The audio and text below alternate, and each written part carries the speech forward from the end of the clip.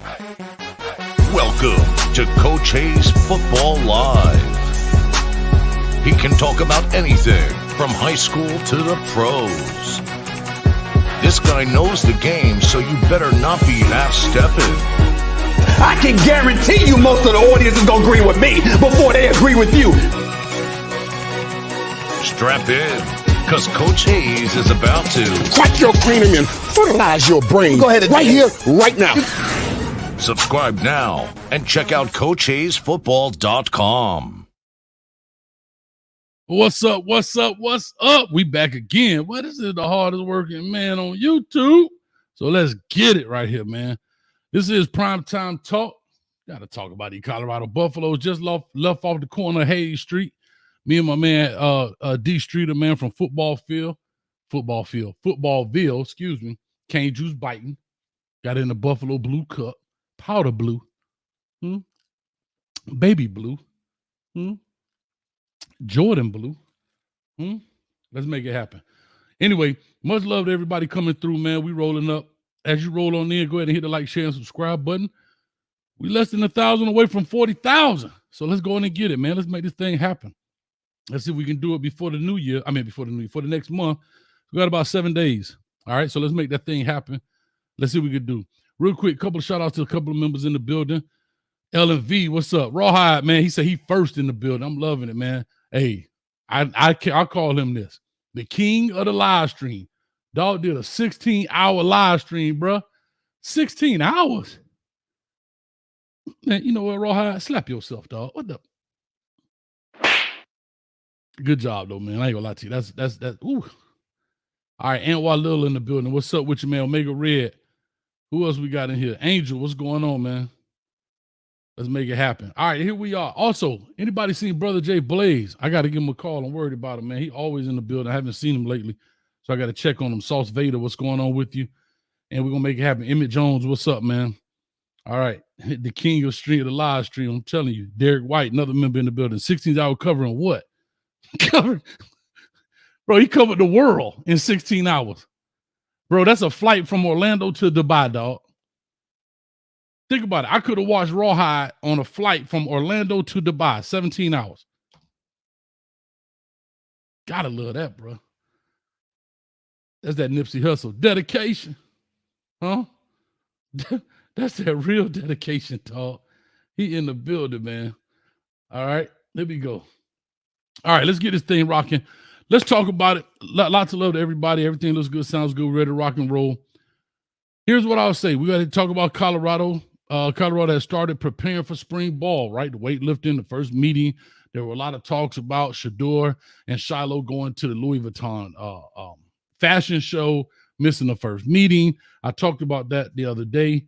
I want to say on the Hayes Street show. There's a lot of different things. We saw David Connor get into it with Khalil Benson. Dude told him, I'm here to take your spot. Colorado still looking for a defensive coordinator. They said they're down to 3 names.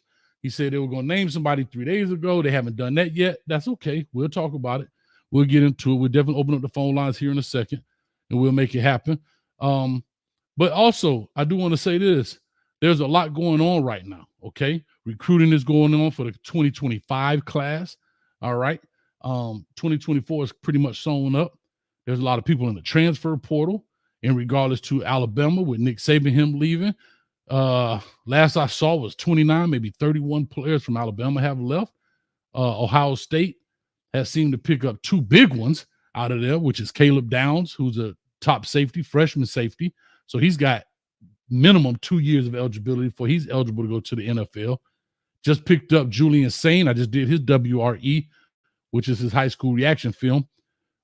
He's supposed to be going there. That I don't think it's official just as of yet. He's supposed to be going to Ohio State. And that's an interesting take, too. I know this is Colorado, but think about that. Ohio State picks up Will Howard from Kansas State. Air Nolan, a freshman. Julian Sane, a freshman. And not Devin Brown. What's the other kid? Devin Brown, I believe. Is it Devin Brown? Devin Brown is currently on the roster. He'll be going in either as a redshirt freshman or a sophomore, but second year. So there's a lot going on over there. Georgia has picked up quite a few guys. Florida State has picked up quite a few. And so it's a lot going on. I know Colorado has picked up a handful of guys as well. And we're going to talk about that. I got a guest on tonight, and it's going to be interesting. I tell people all the time, I had to wear my shirt just as a reminder. They call me Coach Hayes. Oh, scratch that out, Coach Hates. And on this shirt, I also keep receipts of all those people comments calling me a hater. Huh? And don't become part of version 2 of this shirt, because I will put you on the shirt, because I don't keep receipts. I make receipts. I'll make them right on the t-shirt and sell them right back to you. So if you want to be famous, go on and get out of line so I can put you on the line. How about that? Let's make it happen. Anyway,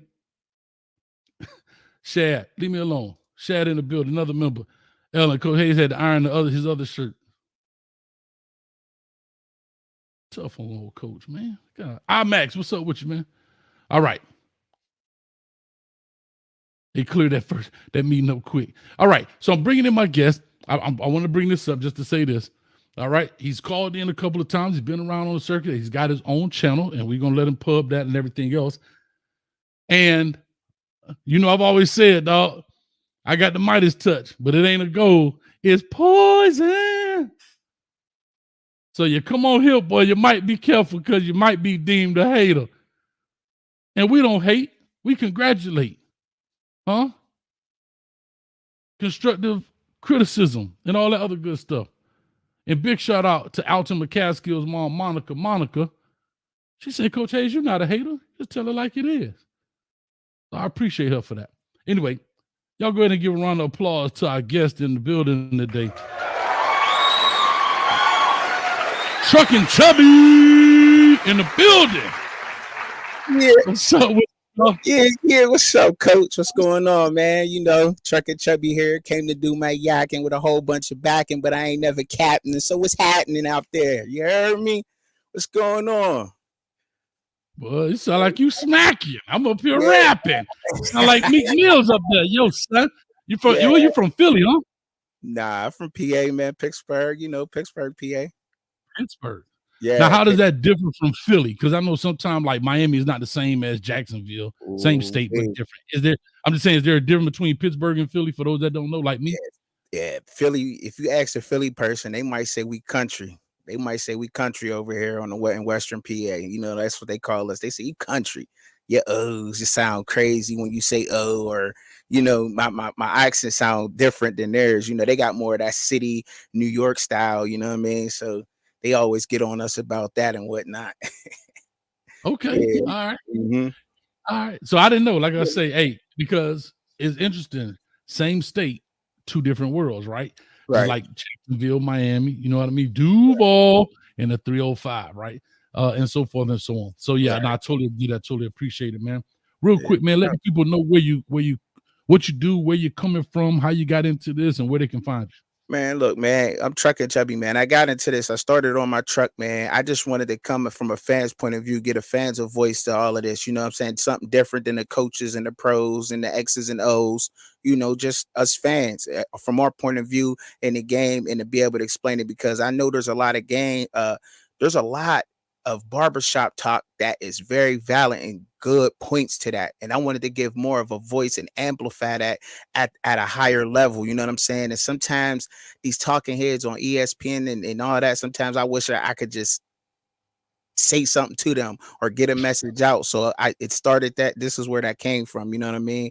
But y'all can find me on YouTube, X, TikTok, Facebook, and that's all I'm on right now. I just got back on social media. I've been on for like 10 years, man. I'm kind of a baby at this right now too. So I'm learning as I'm going, and shout out to everybody who's been, supporting me out there. I want to shout out like Raw, because he had me on there. David Talks Buffs had me on there. Shad had me on there. So I'm getting a lot of love out in this community too. So I want to shout out all of y'all too, because you know what I mean, that means a lot to me for y'all to be looking out like that. You heard me?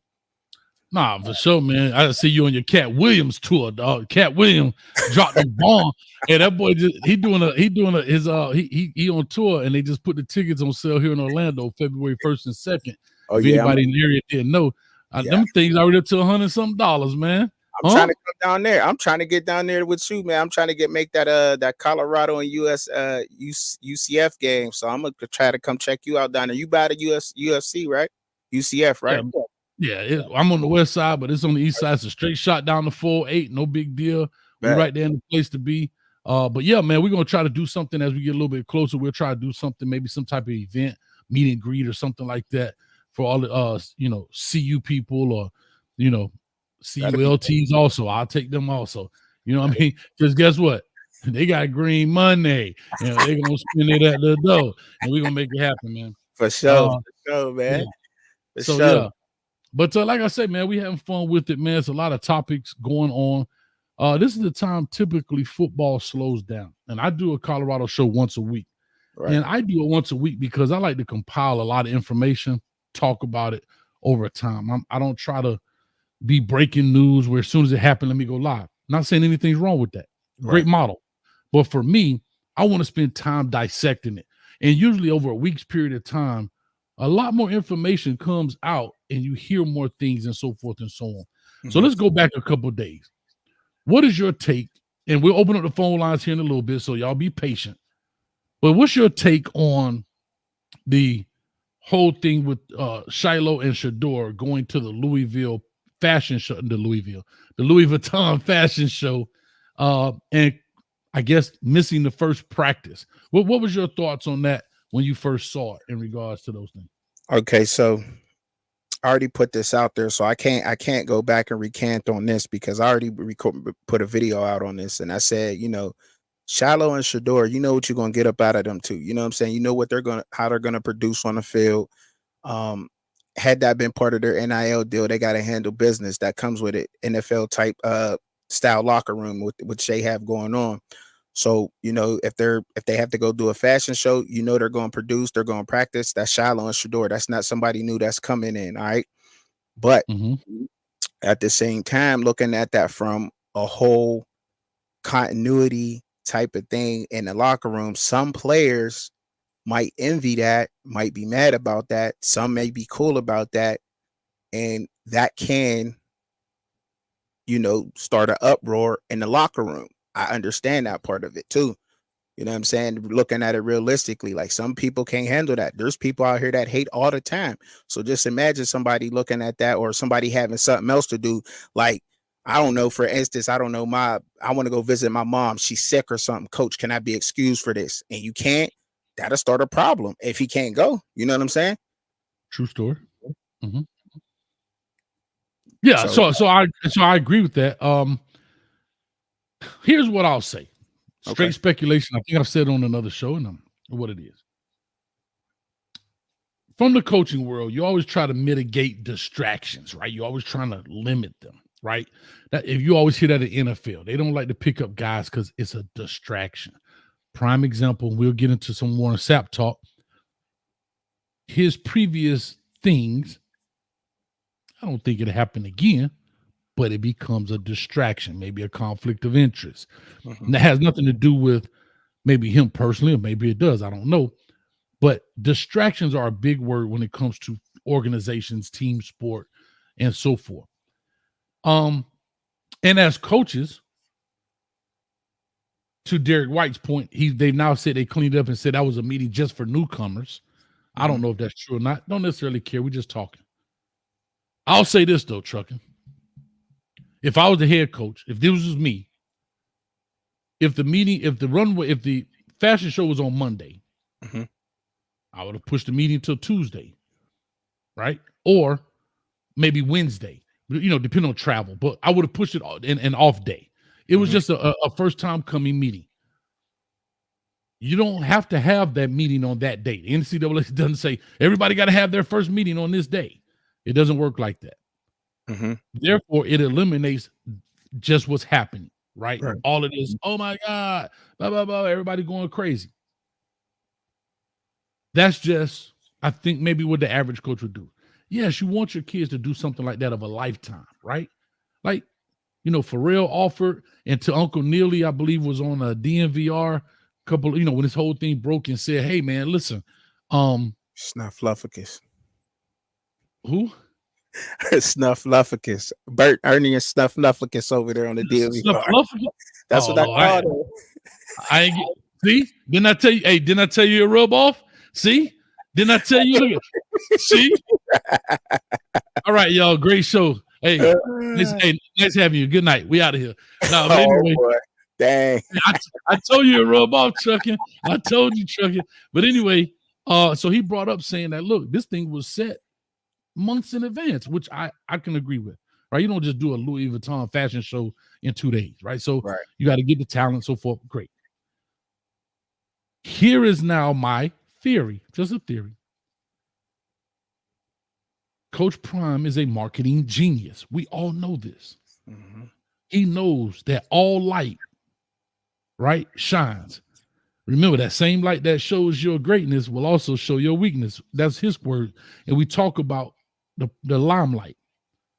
I think personally that was a strategic move by him because he knows technically those two guys missing that meeting doesn't affect the team so far as athletically speaking, right? It's a meeting. Right. May it cause dissension amongst the ranks? Probably so. Maybe not. Right? We've all been on team. We know who coach favorites are. Right. Sometimes you that guy. Sometimes you're not. Facts. Deal with it or don't. Jimmy Johnson wrote a book talking about it. Emmitt Smith, hey, bro. Hey, I'm not opposed to what happened. I just think it was strategically done from a marketing standpoint to keep Colorado talked about. Mm-hmm. Right? It also, guess what else it did? It gave Louis Vuitton free advertisement. Mm-hmm. It gave his sons even more publicity on a world stage, not just American football, but those in the fashion world are now, why is it a problem? They came. And now they're on YouTube looking. I'm just talking about the mastermind of marketing through Deion Sanders' eyes. Right. He has now not only brought in the mothers and grandmothers who didn't really watch college football. Now in year 2, he's bringing in the European part of the world who may not watch American football, as they call it, because football over there is soccer. And they're probably over there getting ready to be rocking some Shiloh and Shador jerseys. Mm-hmm. And if Louis Vuitton and Pharrell, who may be in charge of that campaign, I don't know about the hunting gear. I get it, but whatever. I mean, that's cool. Like, whatever. All right. But they may get a line of clothing. Maybe Louis Vuitton gets into the sports world of Louis Vuitton. Like, these ladies like to have the leggings and the jeggings or whatever they call them and go to the gym and they do their Instagram photos and they got LV across the butt. Huh? I'm just saying, look at the endless opportunities in this. Yeah, I hear you. Yeah. So that's what I'm saying. I think it was a marketing campaign, I guess, to keep to check a couple boxes. Keep Colorado in kind of a down period of college football talked about. Mm-hmm. Exposure to his sons in an international arena. Louis Vuitton eats off of it as well. Mm-hmm. What's your thoughts on that? On the whole marketing? Mm-hmm. Yeah, man. Hey, look, Coach, I agree with that, man. Look, he knows exactly what he's doing. Coach Prime knows exactly what he's doing when it comes down to marketing and how to bring attention and work the media. But also that can backfire too, because look, if he called for all that attention, then why get mad when people talk about things like that? If you don't want people in your business, don't put it out there. You know what I'm saying? That's as far as I'm saying, like, don't put your business out there then. I don't put my kids on the internet for a reason. He put them in that situation. If he purposely did that, why would you do that and then get mad when the backfire comes? You can't have it both ways in that situation. But yes, I definitely do believe that he possibly could have done that. He possibly could have went and set all of this up. He probably could have set it for another date. He kept Colorado in the news, spinning in the cycle somehow, some way. But still, you have to be able to handle that. If he knew that was all coming, and it might just be all part of his ploy too. So who knows, Coach? You know what I mean? With that whole situation with that. But yes, I agree. He definitely does know what he's doing when it comes down to marketing and how to work the media. Agreed. And Lone Wolf says if they go 4-8 next year, this will be brought up. Of course, it will be. Definitely. I don't think this meeting will be the reason they go 4-8. I'm just gonna put that out there. No. But yes, somebody will come back and say, We went 4-8 because we wasn't at the meeting. Right. Second thing I wanted to address. I saw this up here. I appreciate y'all in the chat. Y'all keep it rocking and rolling, man. But y'all running through it so fast, I missed it. Oh, I should have hit the star on this thing, man. Oh, they said Coach Prime addressed this about if other players had to go. I agree with that. Right. But again, the difference is your sons are lightning rods. Exactly. Charlie Offerdahl is not a lightning rod. Nobody who watches well-off media, Reach the People, or anything else would have been scanning that video and said, Charlie Offerdahl wasn't in that meeting. Mm-hmm. Nobody. Correct. So for Coach Prime to let another player go, I get it. Right? When I was coaching, I've had players that, not even personal, right? I've had players that did what they were supposed to do the right things. I know this is going it's the same, but I had a young man that was an offensive lineman that was bowling. He was a bowler. And they were going to this championship or playoffs or whatever they did in play. I can't remember. And coach came to me and said, Coach, I know, football, but I really need him to, man, you know what? I trust him that good, that go ahead, man. No problem. Right. Now, if he was an S-head doing all the wrong things, blah, blah, blah, I can't tell another coach how to run his program, but I can definitely run mine. You understand me? Right. I let him go. I get it. So I get it, right? I get it. But that's neither here nor there. And that's again, not a good thing. All these coaches going in and out, though, that's not cool. What you mean? That's not a cool thing. I mean, and my opinion on it, look, that's not good that coaches in and out, leaving, defensive coordinator still ain't there. And yes, let me say this first before I get into this, right? Colorado will be good. It's going to take time. Coaching at the Power 5 level is not easy. It ain't. Right, Coach? It's not. I agree. It's not easy. But them coaches not being there, coaches leaving, going in and out is not a good thing. They're at a reset right now. Realistically, when you look at this in totality, they're at a reset, period. Yes, there's other programs that's doing that around the NCAA, but they didn't have a 4-8 record last year. They didn't have a terrible O-line last year. They're not trying to rebuild all of that. They're plugging and playing certain positions. That's what they're doing. But yes, like it's going to take time, but it's not a good thing that coaches not announced and they're leaving and everything else. I just wanted to put that out there real quick, Coach, while you was on talking about coaches. I needed to say that. If I felt it on my heart, I just said, I got to get this out real quick. You know what I'm saying? I got to get this out and tell Coach this real quick. But go ahead, Coach. Finish what you were saying. I needed to say we're going to get into the coaching part, definitely. Real quick, T. Nicole in the building. Oh, Lord, I'm sorry. Y'all move so fast. I was talking about, hey, baby. Hey, T. Let me stop playing. Anything with Prime and CU gets a headline. Kamani Carr slid in the snow the other day, and TMZ made a story about it. Exactly. Yeah, bro. Facts. So again, that same light that Coach Prime talks about that shines also reveals your greatness and also reveals your weaknesses, right? I'm not saying that was a weakness on Kamani. I'm just saying everything is spotlight. Everything. Huh? Everything. It's like the president. The president tripped on the stairs. Didn't fall. He stumbled. It's all over every CNN, MSNBC, Fox. Look at him. He's old. Man, come on, dog. I stumbled the other day.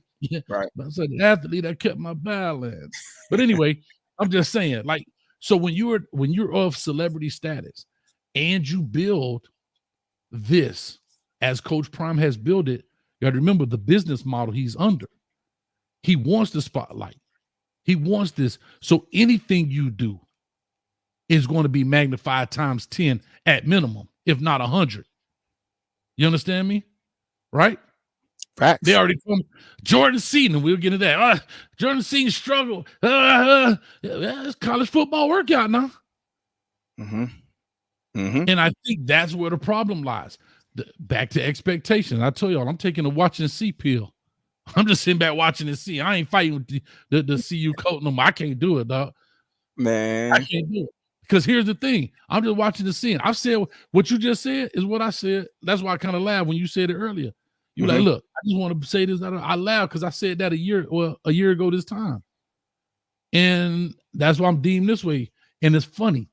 I hate to say this.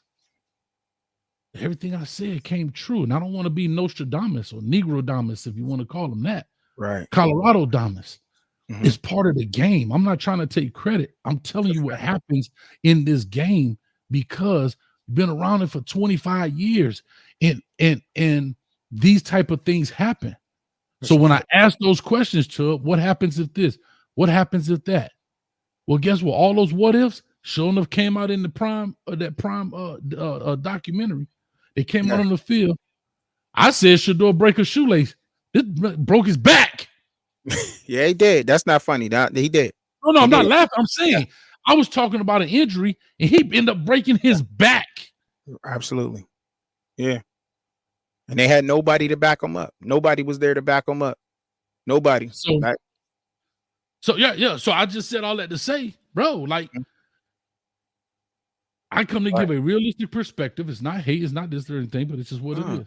That's it, man. I mean, you coach, you ain't never been no hater, man. You always give the realistic views on everything. You coached at a D1 level. Like, I mean, come on, you've been there. You've seen at this firsthand in everybody's face. You know what it takes to run a staff, to run a team. You know when a defensive coordinator gets there, that a defensive coordinator is not only teaching the coaches how to teach the players the scheme that he needs to run, but all of this has to be done running 100 miles per hour in a short amount of time. Because now spring is right around the corner. It's a couple months from spring ball to be starting, from spring practices. Okay, then you got the fall. That takes a long time to implement, and let alone all the new players that are coming in that have to learn the system. It's a new one. So even the players that are returning have to learn that system. And I'm not saying that they're going to be garbage. No, I definitely want them to succeed, but it's going to take time. Okay, you led into it. I'll ride the segue into it.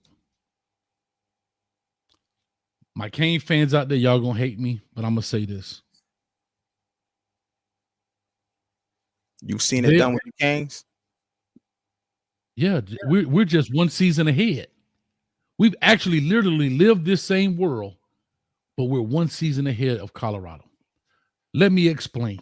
Follow me on this parallel, please. Mario Cristobal comes in, right? The prodigal son, right? The native played at the U. Now, of course, Prime didn't play at Colorado, but follow me. Plays at the U. Everybody wants Mario. Mm-hmm. We get him. 80 million. 10 years, 80 million. Locked in, right? Mm-hmm. Let me just follow me on this path. Talking about first year. First year, come in. Get this coaching staff, literally, probably the greatest coaching staff ever on paper. We're talking about tons of experience, national championship winning coaches, national championship winning defensive coordinator, Broyles Award winning offensive coordinator. Numerous NFL players in the league. The list goes on and on for coaching accolades. And we walk out 5-7. We walk out 5-7. Okay. Colorado, follow me on the parallel. Colorado, Coach Prime comes in, gold jacket wearer, right? You get a very experienced Charles Kelly comes in. You get these other coaches. You get a young, fiery Nick Williams. You get Sean Lewis, who everybody praised when he got there, right? Absolutely. Comes in, da-da-da-da. We got this, we got that. Nobody talked about that. Okay?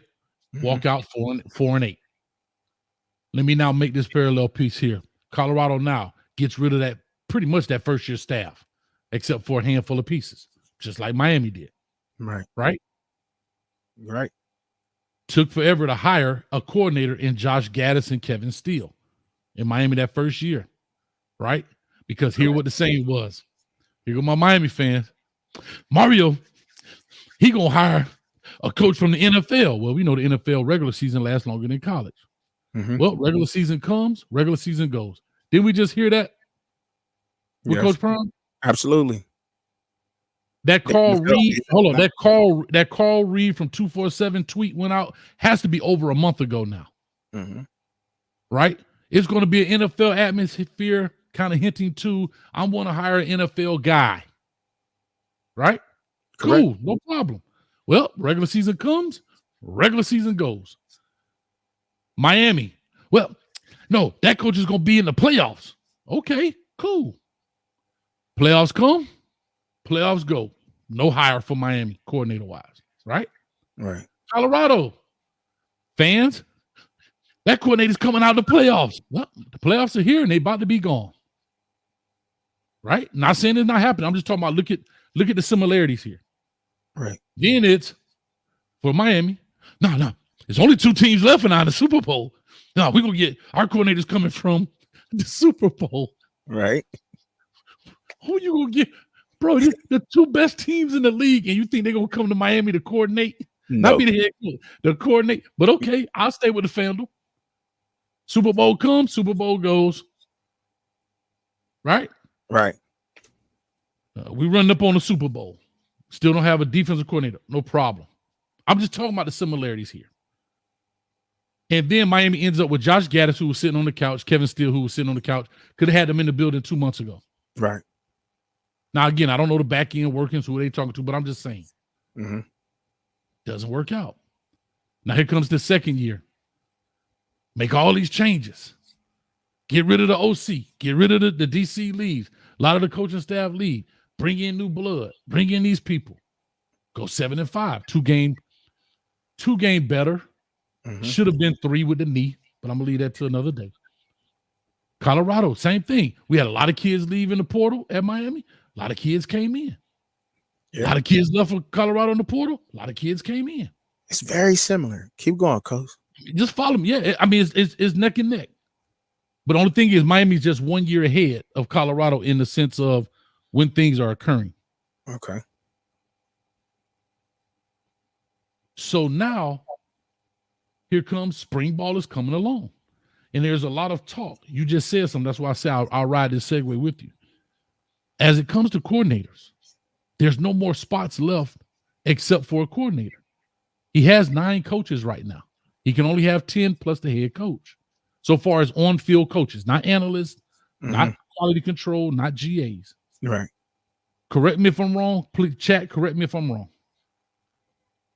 There's only 1 spot left, the defensive coordinator / safety coach. Sal Sinceri still on staff. Mm-hmm. Who's the DN coach they just picked up? Danzy.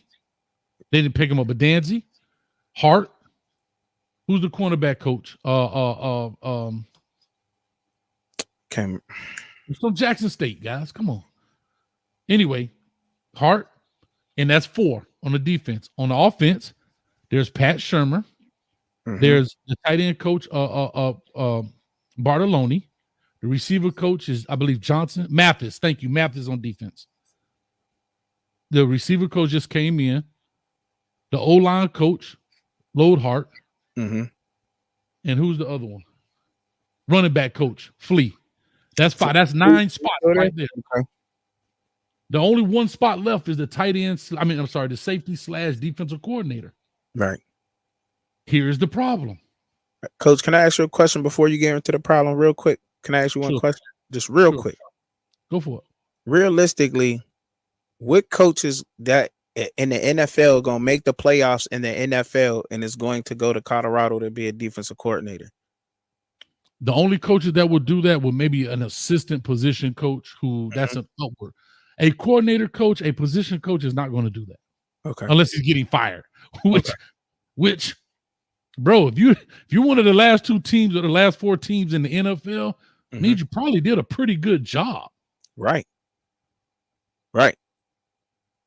So you may not be firing. Of course, you may move some pieces around, but I don't think anybody's bro. If I was a linebacker coach at Kansas City right now, I would not leave to go to the University of Miami, and I love them, and I wouldn't go. Right. So I'm just saying. Go ask Ken Dorsey. I'm just saying. Everybody, Ken Dorsey be our offensive coordinator? Yeah, all right. Right. That's a totally different world. That's totally different world. Right? It is. It's totally different. Like why would you? I don't understand why would you want to leave an NFL team at any position coach in the playoffs, a successful NFL team at that to want to go to the college level and to go up the Boulder. I mean, like, come on, we got to be a little bit realistic with this. You know what I mean? We can't be just I don't so even. far out there. Let's leave Colorado out because they'll say you're hating. Okay. I would lead to go to Georgia. Any college, any college level, No. any NCAA team. I don't care what NCAA team it is. Why would you do that? Here's why I say this. Follow me on this now. I don't care what people say. NFL coaching and college coaching, especially now with transfer portal, NIL, are two different worlds. Watch this. I don't know this. I could probably Google Mike McDaniels, the head coach for the Dolphins. He's out. I bet he's on vacation with Mama McDaniels and the kids on a water slide, Bahama mamas drinking doggone sex on the beach or whatever they doing. Oh, yeah. You know what college coaches are doing right now? You know what college coaches are doing right now that are not playing? What they doing? They getting them frequent flyer miles, dog, because they going all over the country to these high schools recruiting the class of 25. Mm-hmm. They all, listen, the boys racking up frequent flyer miles, taking pictures. Mm-hmm. So the high school coach can help what? Hey, glad to have Kirby Smart stop by Hayes High School, man, and show love. Right. Nah. Right. And I'm not saying don't take those jobs if you get fired. You got to have these jobs. But we're talking about if I have an opportunity to go here or here, I'm going NFL. Mm-hmm. College coaches are all – you just saw Ryan Day in Birmingham, Alabama 2 days ago. Recruiting. The head coaches at the high schools. Well, some head coaches. I don't see all schools, and I'll let you open that door. We sure see a lot of Kirby Smart, Kalen DeBoer just got the job. Mm-hmm. The paint on his parking spot ain't even dry yet, dog. He out there on the PJ getting frequent flyer mile. Right. But anyway, so I said all that to say this, man. I don't know who they're going to have, and I don't care.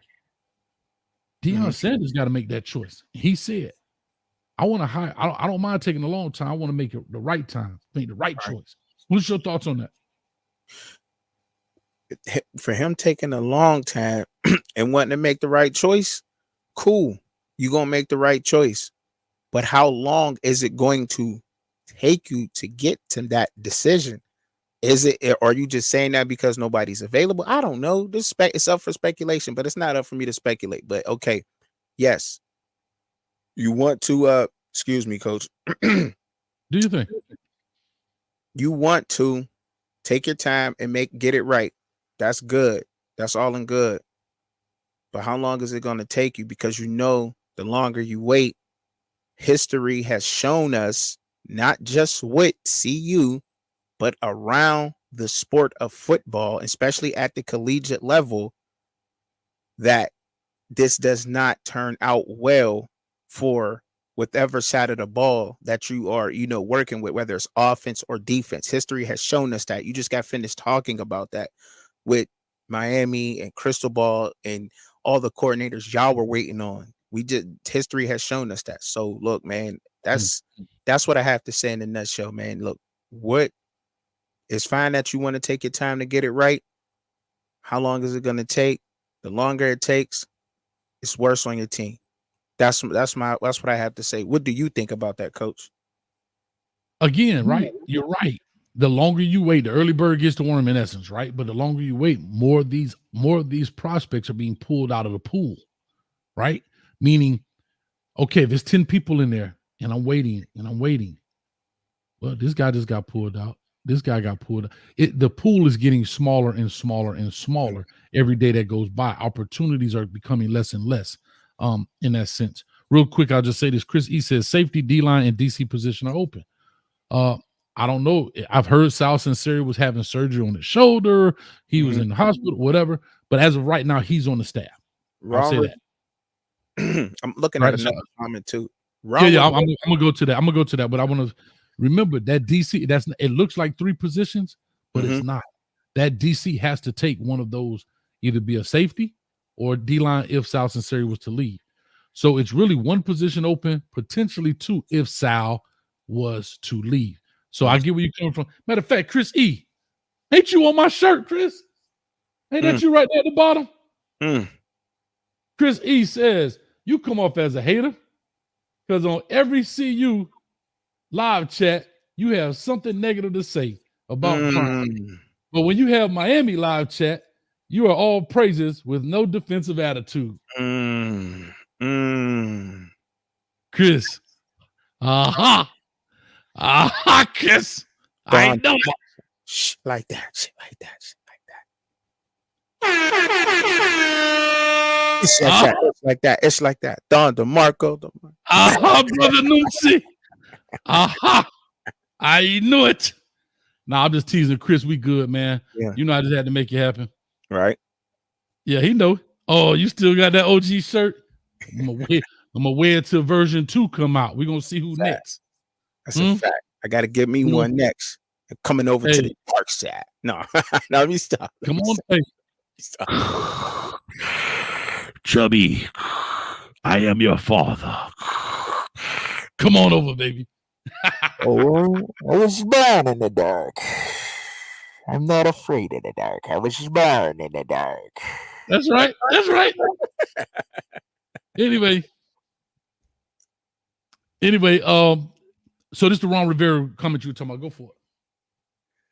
Ron Rivera also want to be Colorado's DC, but I think the Eagles are interviewing him for DC. Like I said, once again, Ron Rivera is older, right? So why would Ron Rivera leave the NFL to go to the collegiate level for sports? Like, I mean, like, come on, Chris E. I mean, make this make sense. Do you think CU could pay a Ron Rivera? He probably retired before he go to CU. I mean, that's anywhere in college. We just not talking about there. All right, anywhere in college. Why would he leave his NFL position, Ron Rivera, the name he has out there? You know what I mean? Like, we'll probably take him as some kind of coach on the Steelers before. You know what I mean? Does that make sense? Come on, man. I'll say this. Yeah. I will say this. I want to be careful because language matters. Words matter. Oh, my fault. Oh, okay. Yes, sir. No, watch this. No, watch this. Ron Rivera also wants to be Colorado's DC, but I think Eagles are interviewing him for DC opening. If he wants to be the Colorado DC, he doesn't have to take the interview at the Eagles. Understand this. Facts. He will take the DC position because coaches who are typically fired need to stay in the profession. And I'm going to take that back to Bill O'Brien. Right. Bill O'Brien is at Ohio State. Again, Emmett, I think we talked about this before. I think Emmett put this up here. What was here that? we go. Remember, Bill O'Brien is offensive coordinator at Ohio State right now. You're right. But Bill O'Brien was also fired from the Patriots. So he needs a job. If he doesn't get a job in the NFL, because what did he do when he left Alabama? Where did he go? To another college? In the NFL. Guess what? No more NFL opportunities. And if you notice, when he does go to college, he go to the top-notch ones. He ain't going to the rebuilds. He going to the ready-made plug-and-plays. He ain't going to, all right, guys, go get the bricks. Go get the drill bits. Go get some 2x4s and let's build this thing. Nah. He like, well, I just need to change the doorknob. Cool. I'm for it. So understand, put it in context of the kind of jobs these guys go for. Right. Yeah, I know we discussed the image, and I remember that, but I just wanted to, maybe for the people in the chat that didn't realize that or didn't see the previous shows, that's what it is. But yeah. Let me ask you this. There are 3 DC, Coach Prime came out and said apparently there are 3 DC names available. I've done shows previously. Ed Reed has already come out on an Instagram live or Twitter live or whatever live he was on and say, man, Colorado don't want me. Nobody in Colorado called me. So hopefully that dispels that rumor. Is Jim Leonard still on the table? Yeah, I'm gonna say a couple of things, then I'm gonna just let you run with it. Is Jim Leonard still on the table? And I'm asking because I don't know. I'm not asking for trick or anybody. I'm asking because I really don't know. Is Jim Leonard still on the table? Is Ken Norton Jr. still on the table? I'm gonna just throw out here Ed Reed. I mean, Ray Lewis, for whatever reason, everybody keeps saying that. And also, if there's only one spot left, who does the DC bring with them? Because you touched on that earlier, and I'll go back after you finish. The DC comes in raw. So here we go. Let's talk about this for a quick second. Mm-hmm. The DC doesn't bring anybody in. Coach Prime already said that the defensive coordinator that he picks out of his own mouth, that they have to come by themselves, no staff. They have to be able to get along with the staff that's already there. They have to be relatable to the players, to him, and the staff. So he's coming in by himself, raw, just as you said, and just as I said earlier, and I mentioned that now he has to also get continuity with the staff, teach the staff the scheme, so they can teach the players. And it's a trickle down effect, domino effect that's going on right now. And it's going to take time to build. And the longer, and it almost sounds as if I want the information, you know what I'm saying? But I don't, you know what I'm saying? I don't care about this information.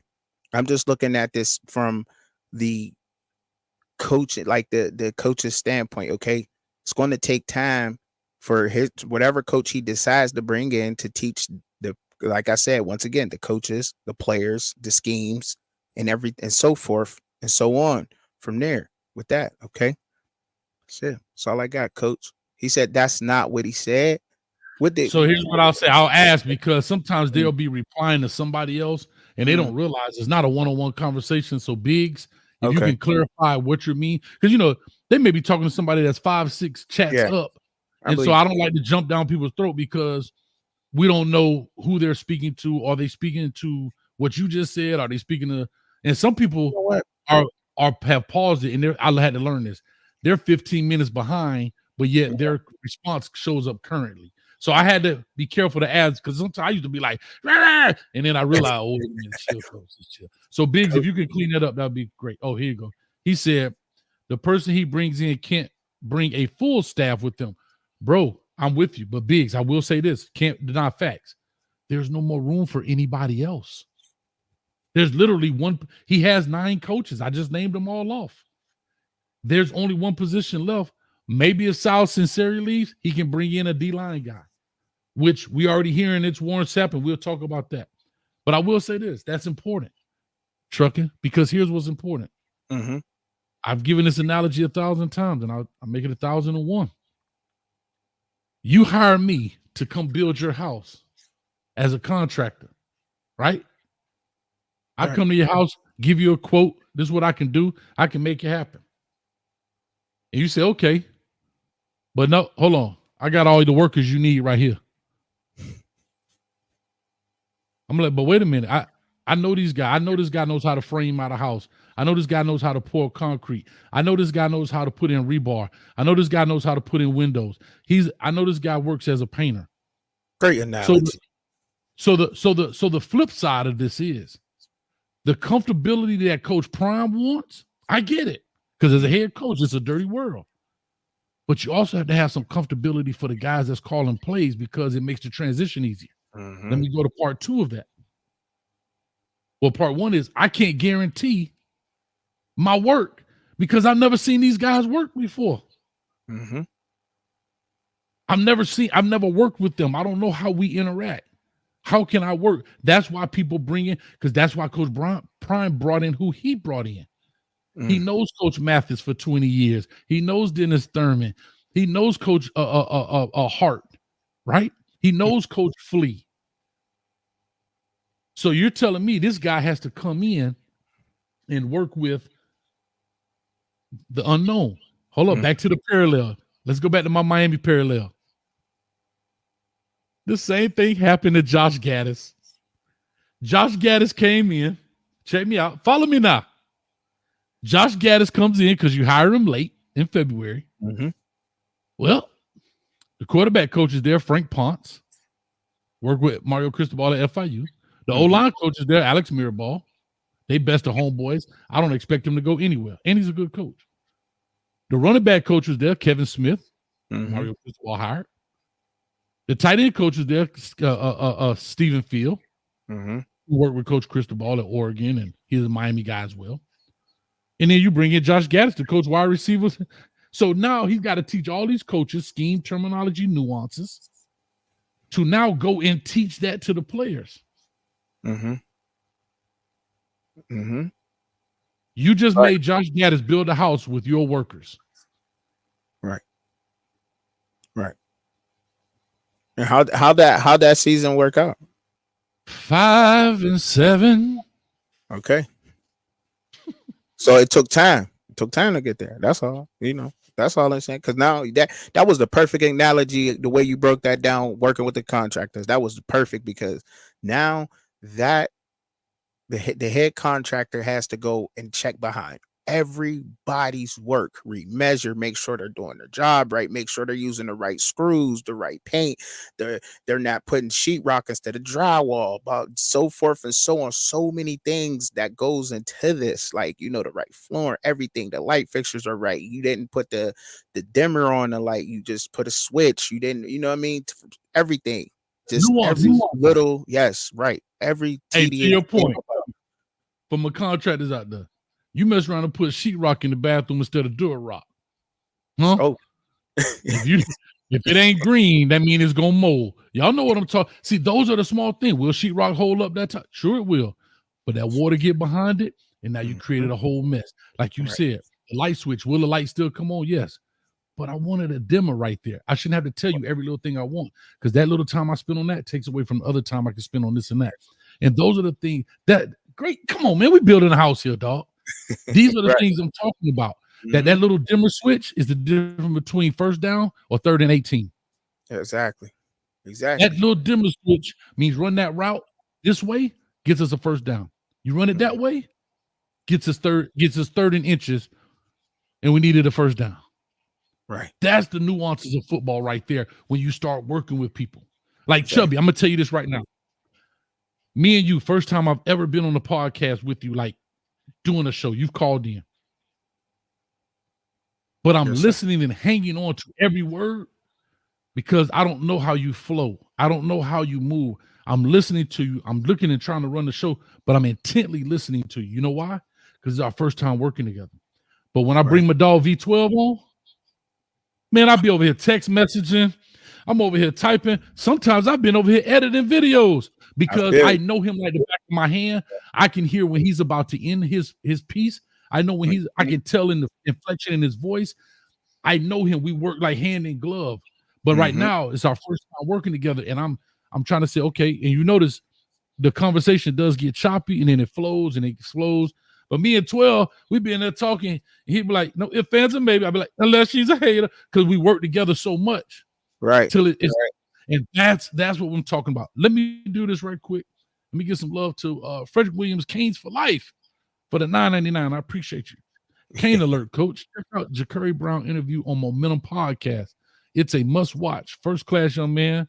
Now you can get back to your scheduled program. Thank you for that Cane Alert, man. I'm gonna throw that you up on the boys, man. For sure. You can put a C on that thing later. All right. You can put a C in front of that U later, but for right now, that's what it is. But yeah, man. So I just wanted to put that out there. What's your thoughts, Warren Sapp, the whole situation, how it's breaking down? Warren Sapp. Because people still think it's a possibility. I'm not saying it's not, but some people are saying, oh, he's still coming. He's not. Again, my only question is, where does he go with 9 spots filled? That's my only question. Everything. So where does he go? That's the question. Where does he go? He got to come in as some kind of consultant, an analyst or something like that. He can't come in as a defensive line coach. That's out of the question. He's not coming in like that. Warren Sapp has to come in as some kind of analyst or a consultant of a sort, something like that. You know what I'm saying? Because he obviously there's only the 1 spot left. Like we went through it a couple of times.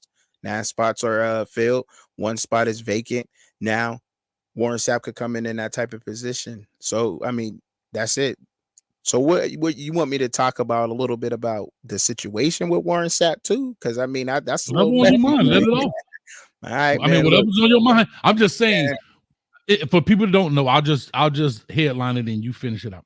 But people don't know, Coach Prime, Deion Sanders, kind of talked about wanting Warren Sapp on his staff.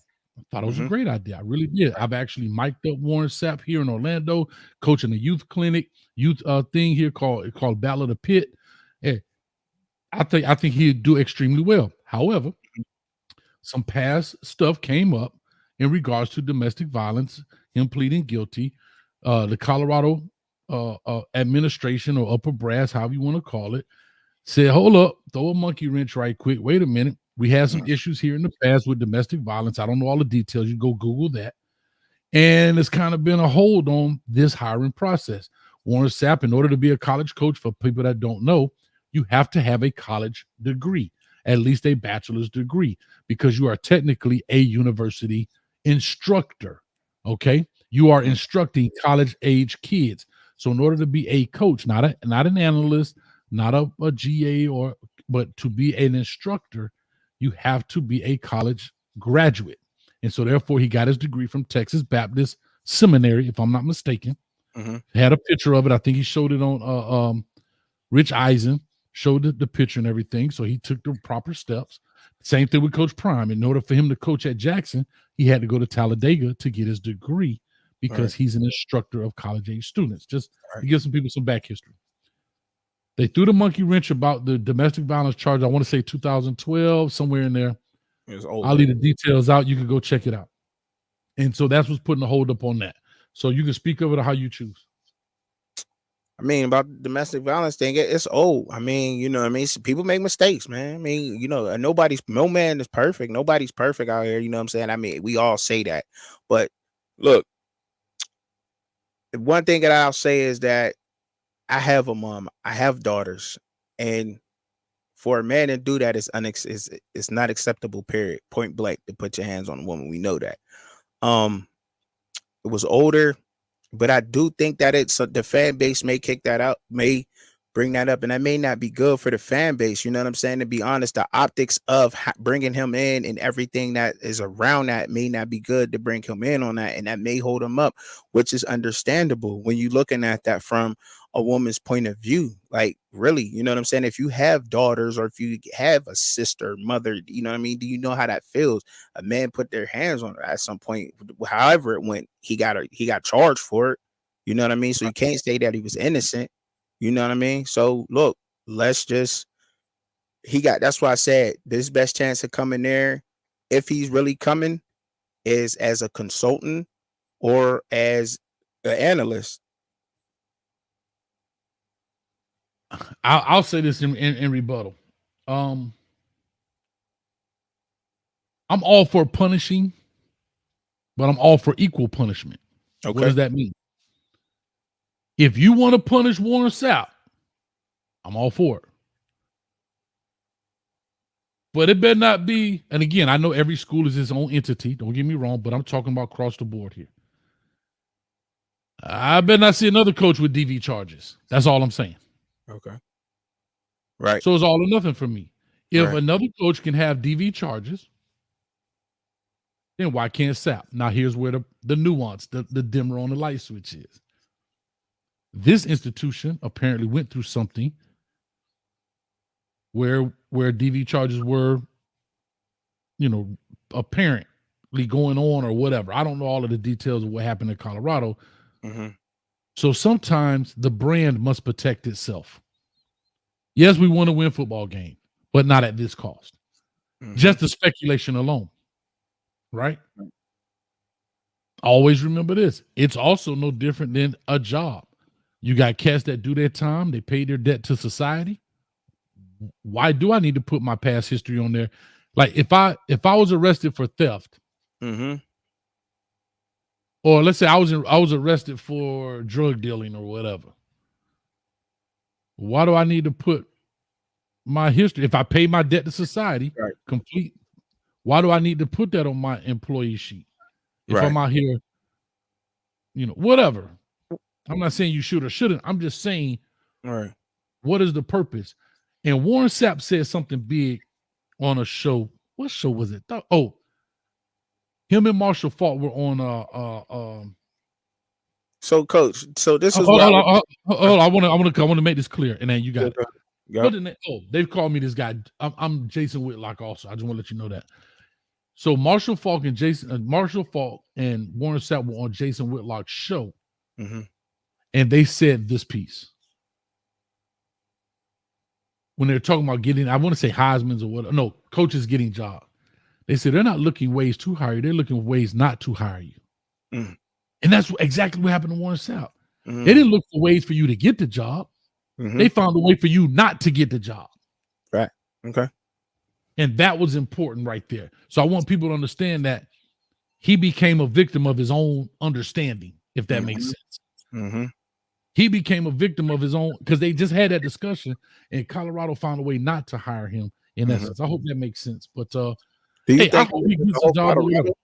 Do you think it was just Colorado, or was it like, because like we talked about Deion being a very good with marketing and everything, all them brands touching them NIL deals, there certain brands don't want to be associated with certain charges like soliciting, you know what I mean, just, you know, domestic violence, things of that sort. Like, for example, Rick Ross had lost one of his deals for, you know, one of his bars. I put Molly in there, you know what I mean? He lost the deal, right? You don't even know it. You don't even know it. Right. Yeah, right. Reebok dropping. Yeah. Right. You know what I'm saying? So with all them NIL deals floating around Colorado too, Prime might have said, look, man, we might have to bring you in. He might have said, you know, something like that. It's sort of like, we might have to bring you in some different way, because certain brands don't want to be attached to that or even be around that, you know? And you also want to protect yourself too, and make sure that you're not attaching yourself to that kind of thing too. If you had an NIL deal, that's the way you got to look at that. If I have an NIL deal, I'm not going to go hang with my boys in the hood. I'm gonna be like, look, y'all gonna have to come over here. Don't call. Yeah, we ain't don't take no pictures. We ain't posting none of that. You know what I'm saying? Y'all come over here. We could chill. No posting, no pictures, none of that. We cool. Cause I got NIL deals with certain companies, and I can't attach myself, my brand to this kind of activity. So, you know, listen, you're 1,000% correct. That's another avenue that I didn't even think of, right? Other brands that, like you say, Rick Ross had a one-liner in a thing. It's rap. It's entertainment. He ain't saying he did it, but here's what's funny: how people pick and choose. He sure could pull out the AK and shoot up at them. Right. And they don't drop it. You know what time it is out there. Yeah, but I'm saying, think about it. Huh? I got a chopper in the car. I'm not a star. I got a chopper in the car. We like that. Reebok like that. But as soon as you talk about putting I got a Molly and she ain't even know it. Man, take our shoes off, man. Give me this. Yeah. So again, people pick and choose what they want to say, which they deem is socially okay. Unfortunately, is what it is. But that's another story for another day. I want to open up the phone lines here in a second. If you don't mind, I love to build up the queue for a little bit. I want to talk about one more piece, build up the queue a little bit, and then we can chop it up here for a second. Where's the phone number on this joint? All right. 862-799-9956. But because we got two streams here, I'm gonna go ahead and try and throw it scrolling across the bottom, if you don't mind. There you go. You can call in right there, 862-799-9956. We looking like the HSN network. We all type of stuff scrolling and popping across the screen. Huh? Facts. Hey, what they say? Hey, Truck, what they say? Well, Wait. There's more. If you buy now, you can get two for the price of one. Just pay the shipping and handling. Right now. Let's go. Come on with it. All right. 499, can I get a 599, 599, 699, 699, 777, 799, 899, whatever it is. We're talking about right now. I got to go number there, right? So, all right. Here's what I want to talk about. Like I said, we talked about coaches. We talked about those things. I want to talk about this thing between Khalil Branson and David O'Connor. What I want to know what your first thoughts were when you first saw it. Call on in, guys. 862-799-9956. Let's go, Khalil. I like that. I like that energy.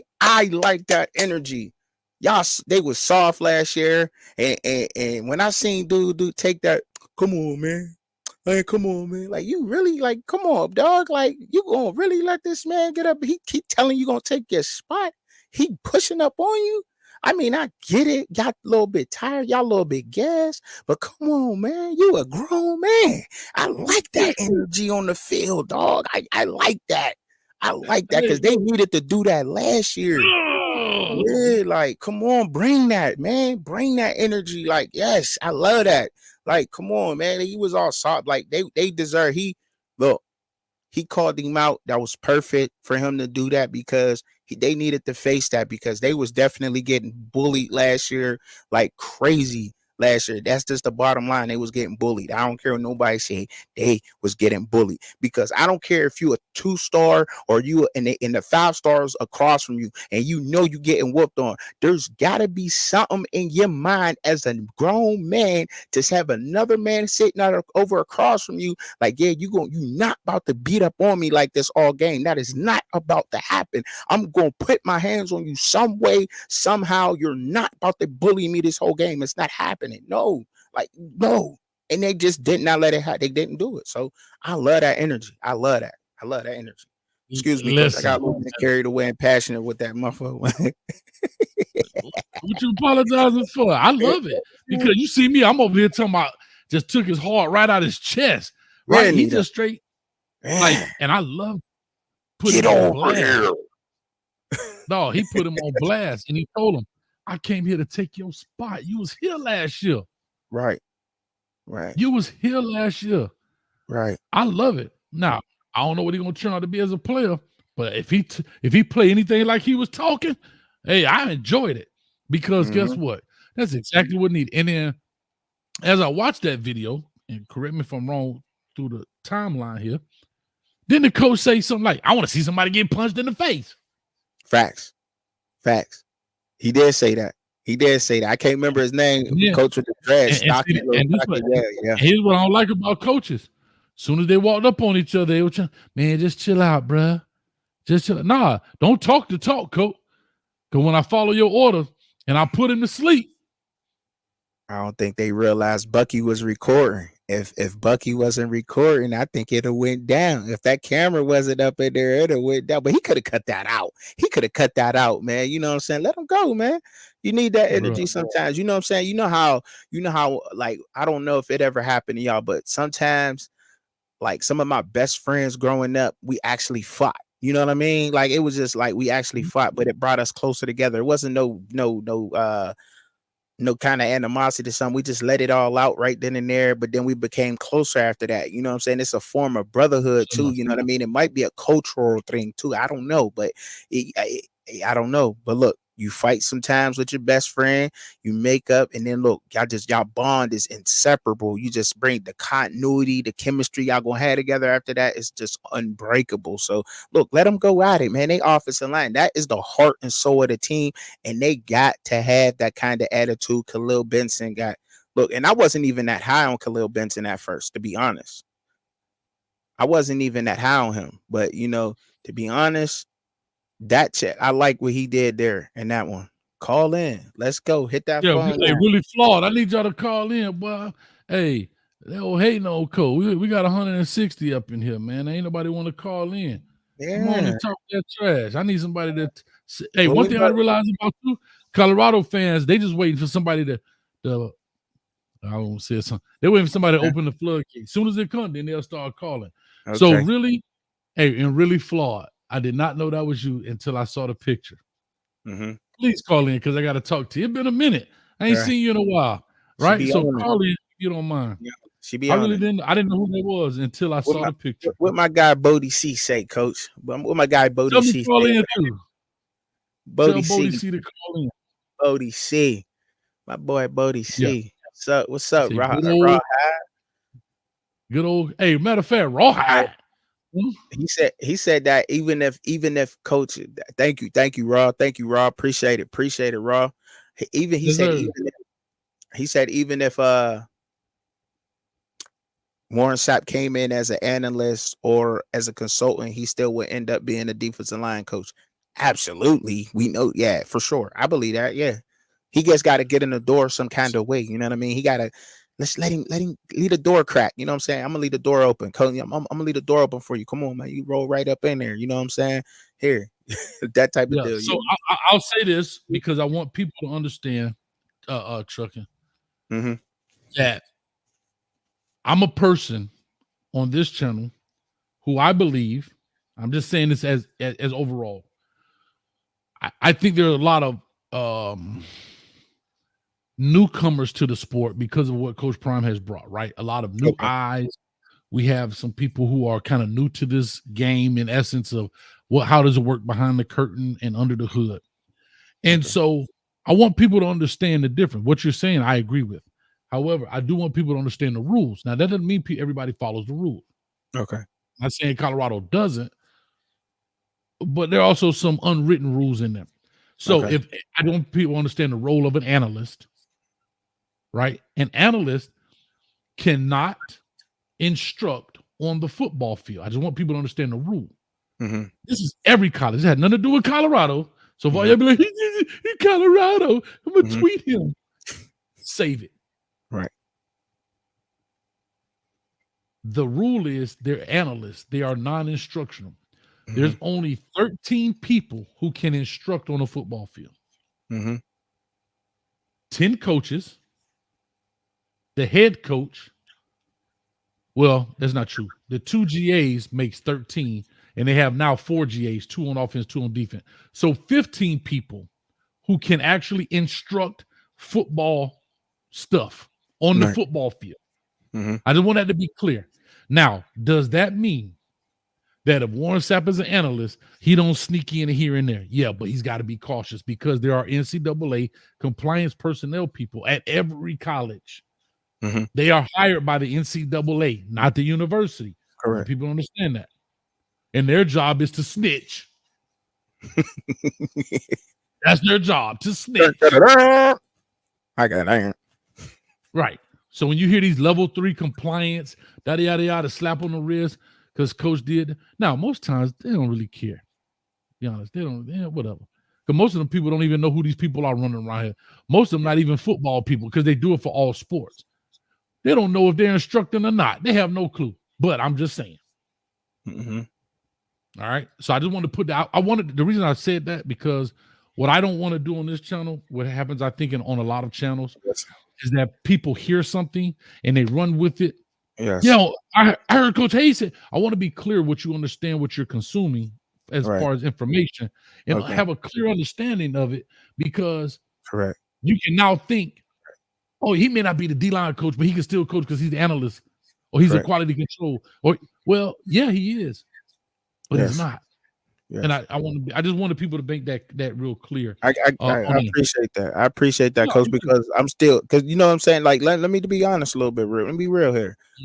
I'm still learning this. You know what I'm saying, and I'm learning that you have to explain in detail what you're talking about, and you just can't say certain words because people will run with that, clip it up, and run with certain things. Okay, so like, but is it possible, Coach? Because you've been there. So is it possible that coming in as an analyst, I'm an analyst, I can tell a coach how to coach the players? Sure you can.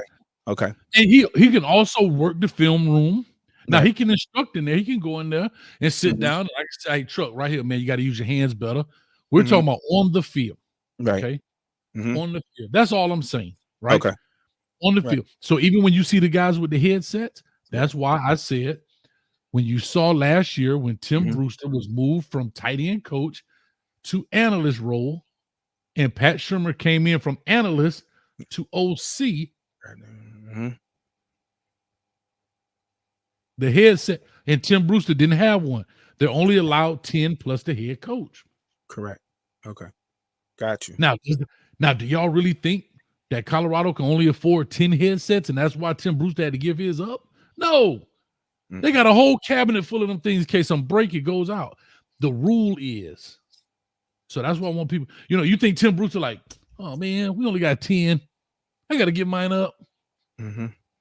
No. Why? Because you see the players, you see the quarterbacks listening to the calls and they got their mic turned up. They have headset, but they clearly know they're not a coach. They're players. Right? Right. Sometimes you'll see GAs or other people, but they'll have the microphone taped up. Correct. So it's a way for them to listen, but they're not instructing. If you watch a game close enough, the headsets are turned up and they're taped. The microphone is taped up. If you see some quarterbacks, they don't have a microphone on it. It's just headphones like we have on, just so they can hear the conversation, the play call, they can write it down, or they can, that kind of stuff. Right. That's why it works the way it does. But hopefully we educated some folks on that. But anyway, nobody called in, dog. I gotta say, hey, shout out to that. Hey yo, nobody? Hey yo. Hey yo, you know what time it is. I want to battle. I want to battle. I said, hey yo. Hey yo, what's up with you, baby? Huh? Call in, man. Talk to me, man. Somebody call in. I'm mad at Really Flawed. I thought they would call in. Mr. Hillsman. If they don't know who is that a good thing that ain't nobody calling in? Is that a bad thing or is that a good thing? Man. That's a bad. They don't want to talk to old Cole. They don't want to talk to old Truck and Chubby, man. Oh man.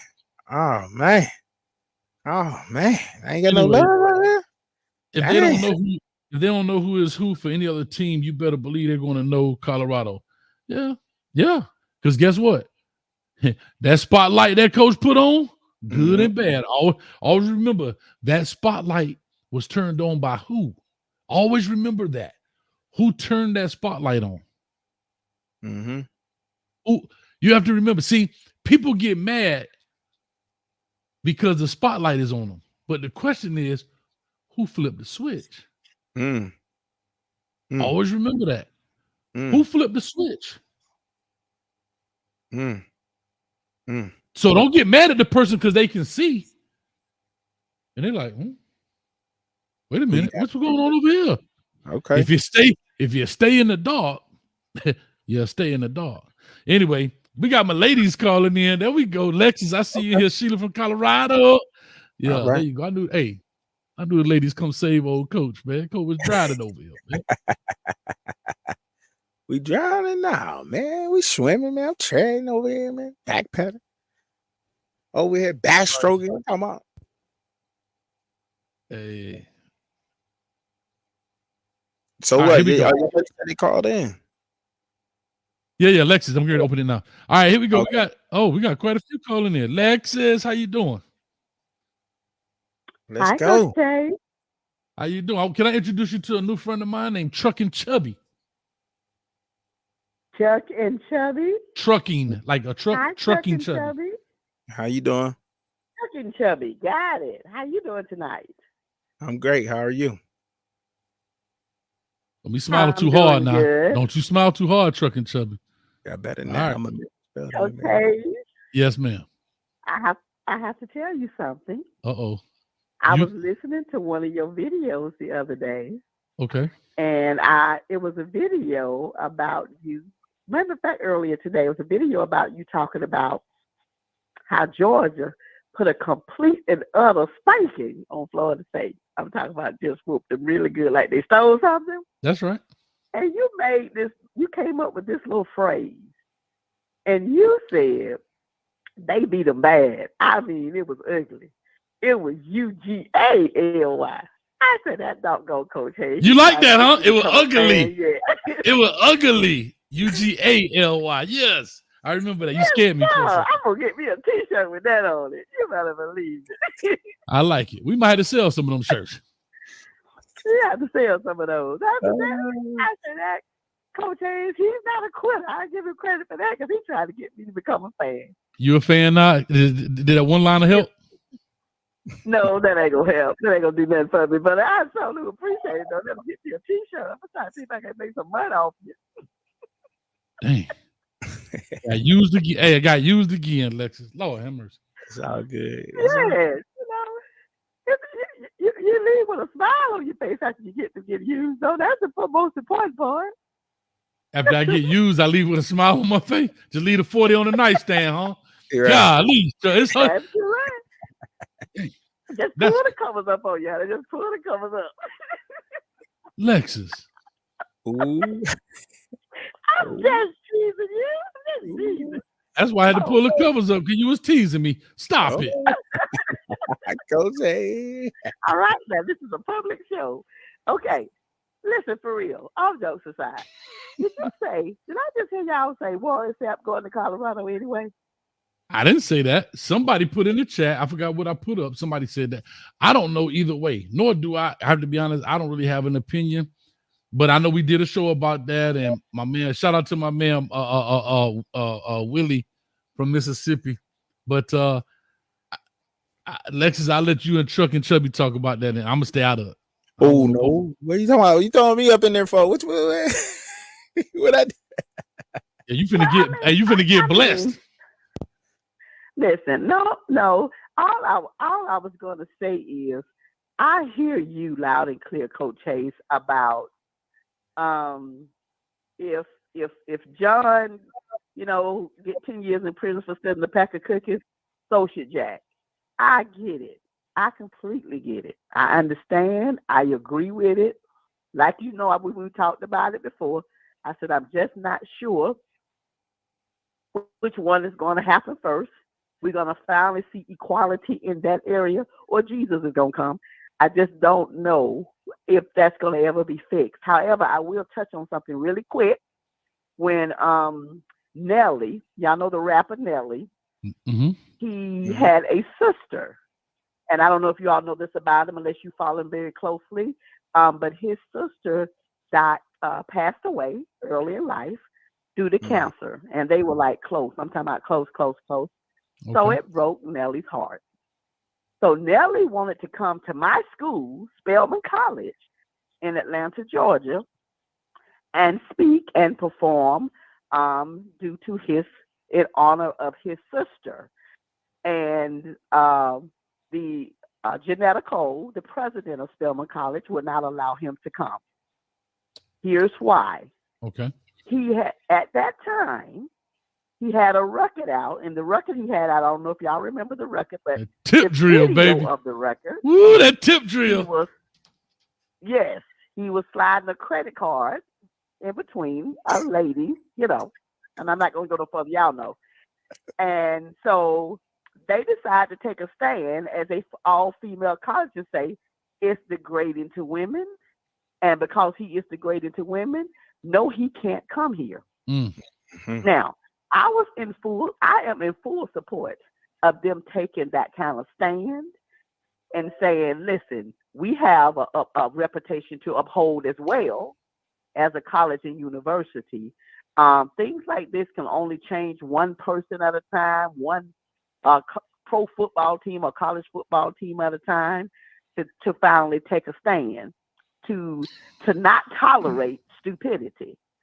So because of that record, they wouldn't let him come. He got on the air and started fussing and the president was like, I don't give a crying how he feel about it. That's right. Our heart go out to his sister, and we can do something else to appreciate her, but he won't be coming here.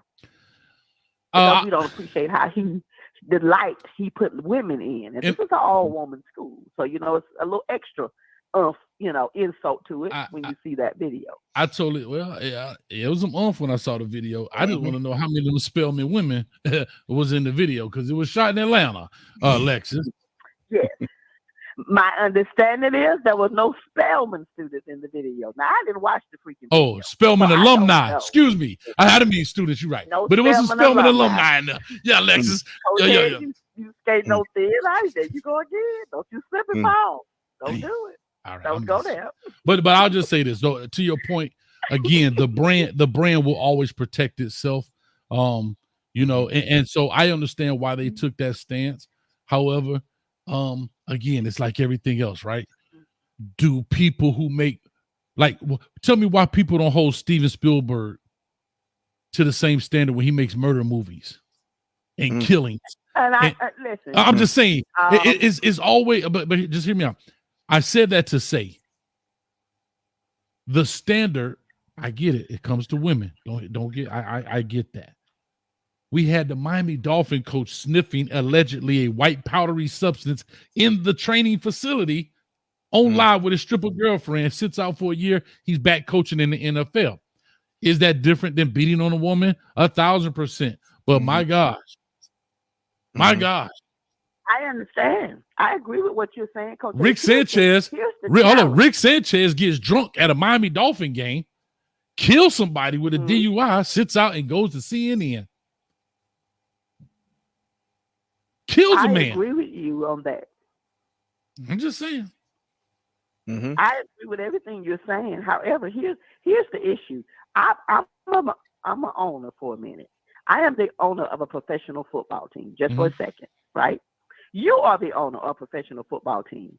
And your guest here, please forgive me. I apologize for, forgetting your name. He's the owner of a football team, okay? Chuck and Chubby. Something happens that impacts my brand of my football team as an owner. And I take a stand and say the person that did that act, whatever the act is, you name the act, I don't appreciate it, and he cannot come and play or coach here. I got you. Okay, period. The end. Okay? Yes. Now, you are the owner of a football team. You don't think it was all that bad. And you think this man going to be one hell of a coach. So you hire him. So can I make you have the same standard that I have about the situation? Exactly. And that's what I was right, but that's what I was saying. Yeah, because they're all their own separate entity. They're not a chain of Macy's, right? They all play college football, unless the NCAA comes up with that kind of rule, who's kind of oversees it. But until they're all their own franchise, right? They all play college football, college sports, but they're all their own franchisees, if that makes sense. What I'm saying. All right. Correct.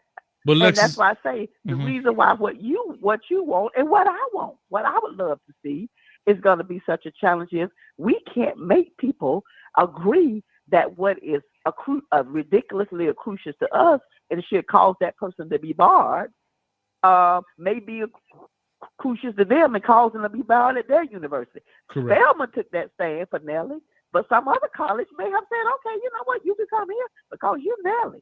He'd have came to Hampton. We would have had our own tilt drill.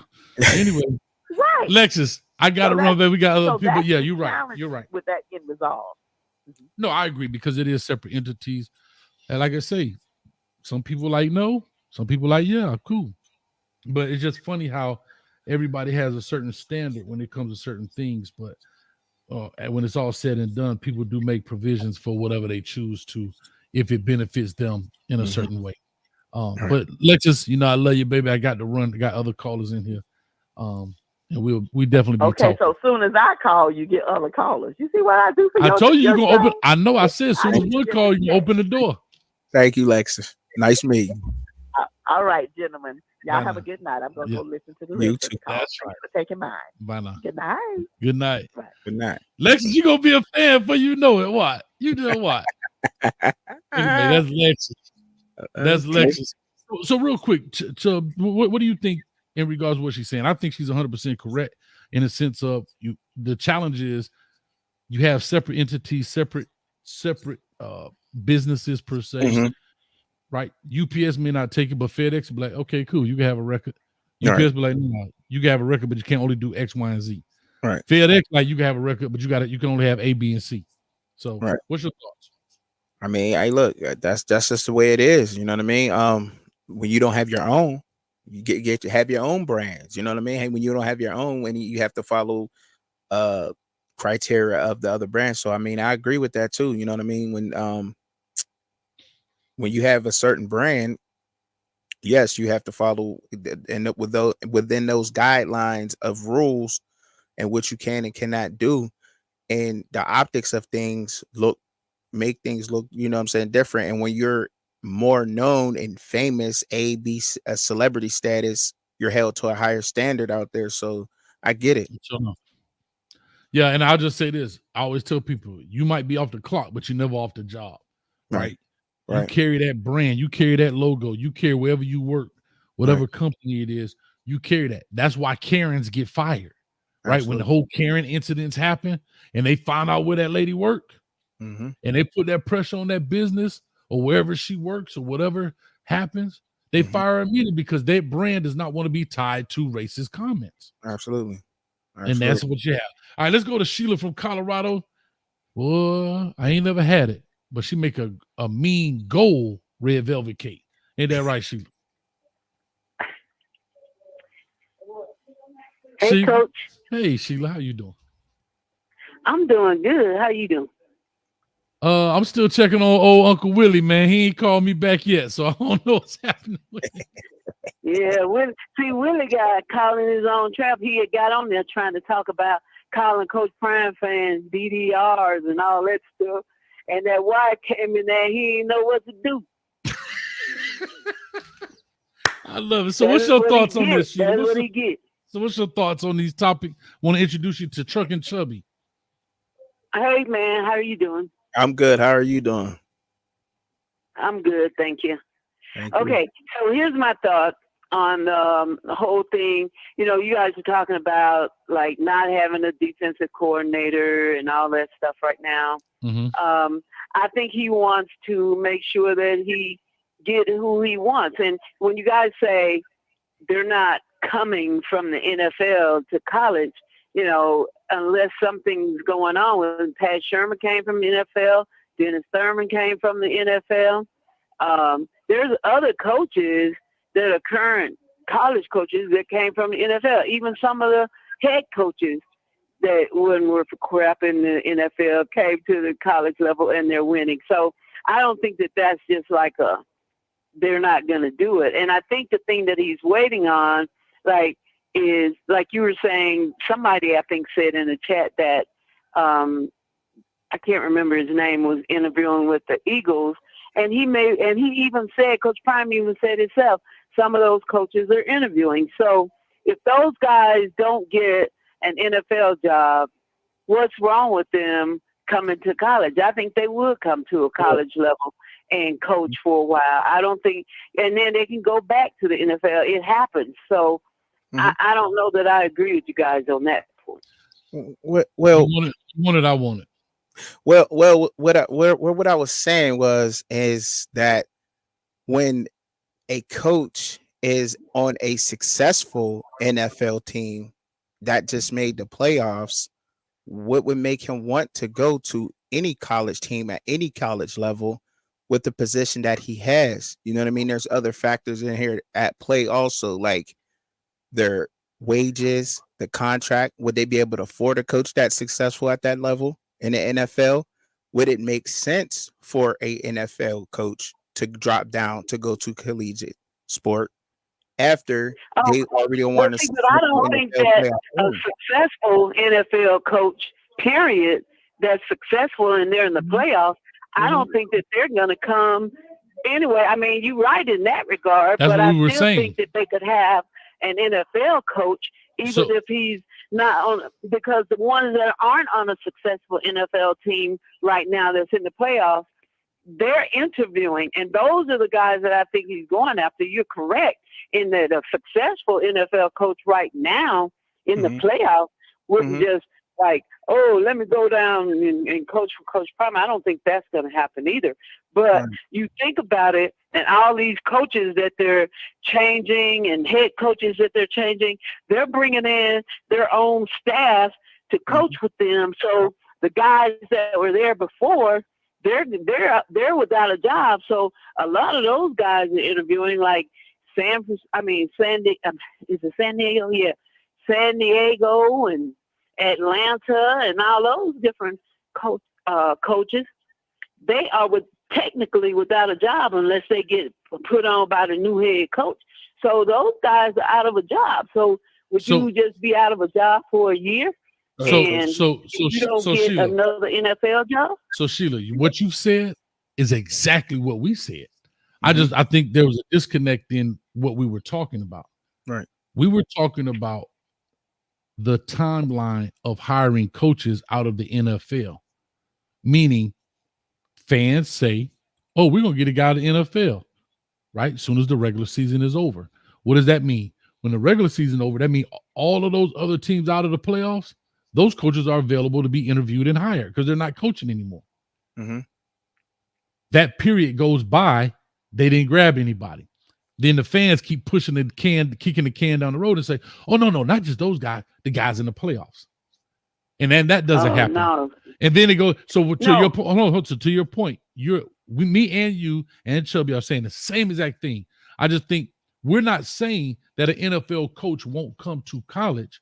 We were saying a coach that is currently in the top tier of NFL coaching is not going to come down. And then we brought up the example of Bill O'Brien, who was at Alabama, right? He leaves there to go to the Patriots. The Patriots head coach, I'm gonna say Ben Roethlisberger, Bill Belichick, right? Mutually departed, whatever. He doesn't have a job. So what does he do? He goes back. So to your point, we're not saying that a NFL coach won't come to Colorado. We're saying to the fan base, stop thinking it's going to be one of these guys that's in the Super Bowl that's going to come to Colorado. Mm-hmm. That's what we're saying. Oh, see, I didn't hear that part. I just heard him say that if they're in the playoffs right now, or they NFL coaches. I just heard it from the perspective that NFL coaches won't come down to the college level, which I think they will, because, like, in some cases, the coaches that are even they were good coaches, but their teams were sorry, and the head coach got fired. They had some good coaches on those teams, so I wouldn't put it past. And they trying to get another job right now, but I wouldn't put it past them not to come to Colorado or any other school for that matter. And Sheila, to your point, you heard what you said. College jobs are typically the fallback jobs, right? Mm-hmm. Meaning, right, if I can't get like Ron Rivera, if I can't get that Eagles job, then I'll come to Colorado. It ain't like if I can't get that Colorado job, then I'll go to the Eagles. You see what I'm saying? So the college plan is always the fallback plan for most of these guys in the NFL. It is not their next move. It is their stay relevant move, stay in the profession move, because this is the opportunity that they have, in essence, right? Oh, I think that's the case with any job. If I get a job that's much higher level job, I'm not going to be like, oh, they offer me a job that's a lot less and a lot less prestige. In the same amount of work. That job. In the same amount, more work. Actually, more work. Right. More work. Yeah, I'm not going to do that either. So, I just think that, we just have to wait and see, because, we just going on speculation. And he said, Coach Prime said himself that he was waiting because he knows that those guys that lost their job because their head coach lost their job, he knows that they're interviewing right now. He said that on the YouTube. He said those guys are interviewing. The seasons aren't over. They don't. Well, at that time, the season wasn't over, and they were doing. And even some of the best college coaches could be interviewing for NFL jobs. So you have to just wait till all that stuff goes through their cycle, and then you can make a decision. Because I think he has. I was listening to Neely on the pregame show, and he was on with the other guys from DNVR, and they talked That's about. What we were saying. The fact that he has like 3 or 4 people already in mind, but he's just waiting for them to go through interviews and stuff. Right. So I mean, they're in mind. Sheila, baby, you know I love you, huh? All right, Coach. And we'll talk. All right. All right. Bye. Thanks. Bye now. All right, I'm coming to 1435. Give me 1 second. That's Sheila from Colorado. She made the meanest gold red velvet cake. I don't know what that means, but anyway, I'll say this. You said gold red velvet? Hold on. It's really a red velvet cake, but because she's Sheila from Colorado, I said, can you make it gold? So that's why I call it the gold. It's really a red velvet cake, but it's yeah. So it's a gold velvet cake, I guess. It's how you like your? Did the cake gotta be? Is you like that firm cake, or do it gotta be? That thing gotta be. That thing gotta be. Boy, hey, well, you got to have a glass of milk. Yeah. If you don't have a Chuck, if you don't have a glass of milk, you might be calling 911 because you be in there.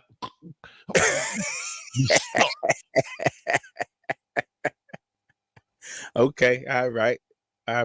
Next caller. We got another call. Okay. Yeah, we got one more caller here on here, but I will say this. I will say this. It wouldn't be Coach Hayes if I didn't say it. I'm gonna ask you a question. Okay. What does that say about a team that's waiting for people to go through the process to come back and holler at me? Waiting. What does that say about a team that's waiting on that process and he's waiting for these guys to come back and holler at me? Okay, they don't. That means that they're waiting to fill that. What they're waiting to fill the position that they don't have that. They don't have that there. So I'm gonna ask it a crappy way because I'm trying to be. I just fuck it. Listen, if I'm sitting here trying to hire some people, but I'm sitting on waiting for all of them to go through the cycle of, well, he gonna interview there. That means I'm second fiddle. I'm last chair. Mm-hmm. I'm an emergency plan. I'm a just in case job. Just in case I don't get it with these interviews, I know I got somewhere else to go. Because guess what? Because here's the thing. Ohio State ain't wait for you. Don't think Bill O'Brien tried to interview for other jobs? Ohio State say, bring you behind. Let's go. He there. He already out there installing, doing his thing with his coaches. Why they on the road? Why they on the airplane? Hey, coach, check this out. When we go see this kid, but in the meantime, look, when we run inside zone, I need these guys to do. See, all I'm trying to say is I got to call it what it is. Some of that stuff is fluffery. Some of that stuff, I get it, dog. Nah, well, you want to call it hating, then damn it, I'm a hater. But some of that stuff sounds good to the ear. But what is it truly telling you? Because if I did, I'm just going to use Sheila because she got thick skin and make a great cake. What if I told Sheila, I want to be your man, baby, but I'm going to go holler at Erica, Brenda. I'm going to holler at Susie, Sally. And she over there telling her friends, Coach going to be my man, but he got to go out there and holler at the other girls first. You know what her friends going to say? What the must, girl? Right. That man playing you. You his backup plan. You the late night. Listen, sometimes you got to listen, dog. Sometimes you got to just listen to what's being said and how it's being presented, trucking. And stop taking stuff at face value. I get it. And I may be wrong as the day is long, but I'm only telling you what how the cards read. Miss Cleo, follow me. Right. Got you. And I didn't see that interview with Uncle Neely. I may be wrong. But if you're telling me, oh, well, we got 3 guys we looking at right now, but they out doing interviews. What that mean? 4. Oh, I'm sorry, we got 4 guys out. They out doing interview. So I'm not your priority then. No, you're not. They're probably not even coming. To be honest. I mean, let's just be real. They probably not coming. You waiting to see. You don't know for sure if they're coming or not. They're not. They're probably not going to come. They're going to take whatever job. You the backup call. You the 12 o'clock. You the 12, 1 o'clock call. No, you the 3 a.m. call after the club shut down. I couldn't bag nothing about this club. So now you the person I call because I got to go home with. That's what you is. You the backup plan. And I'm not trying to be funny. I'm just calling it what it is, bro. Like, right. Ron Rivera wants to be the DC at Colorado. He listen, I want it. And Chris, you know, I'm just talking because you put it up there, but we don't have, I hope we don't have no beef, but if we do, let's cook it. If not, then let it simmer. Here's what I'm saying. Bro, he wants to be the DC at Colorado. Then go be the DC at Colorado. But he's going to interview with the Eagles because guess what? NFL, you have to remember, NFL, this is what I be trying to tell the fans. I'm not knocking Prom for this. I'm telling the fans, the NFL coaching is love compared to college, bro. You're dealing with 52 guys, 53 men, and some practice players, and you're dealing with adults. They're not going to class. They are adults. You're not recruiting. You're not on the phone trying to convince a 16-year-old and his mama and the street agent. You ain't dealing with NIL deals. You're not dealing with contract disputes. You're not dealing with free agency. You're not doing that. So that's why the NFL is so much attracted to NFL coaches instead of just bouncing right back all of a sudden, unless you don't have a job in the NFL and I need that job. That's all I wanted to say. Real quick, somebody said this up here. Warren Warren Lowndes, Coach Hayes that week. X me. Example. I don't know. Example. That was a weak example. I guess he talking about me, but I mean, hey, look, hey, for every person that say it was a weak one, I got other people saying they liked it. So hey, that's cool with me. Call in, Warren. Again, I'm not challenging you. I want you to explain further what you mean, because sometimes, again, when you just say, wow, this what it is. Right. See, to us, we don't understand the context. You understand because you know what you read. We don't know what you're responding to. All right, let me get to this next call in here. 1435. Call and talk to us. Give us your name, where you calling from. What's going on, Coach? It's Ty from BMO. What's going on, bro? What's happening? What's happening? I'm good, man. I'm good, man. Good? I can hear you loud and clear, man. Introduce you to my man, Trucking Chubby, man. What's up, man? What's going on, brother? What's going on, brother? How you, man? All right. So listen, let's get it started. Look, I'm gonna be a little messy because what you call marketing, I call messy. Just follow me, because I really got 3 things for you. So 1, the Paris trip. Not even tripping off that. I'm glad they went. But why you just didn't push the meeting back a day? One day. You couldn't stall that for 24 hours for them to get off the plane and just be in there? Could have killed all that controversy. That's 1.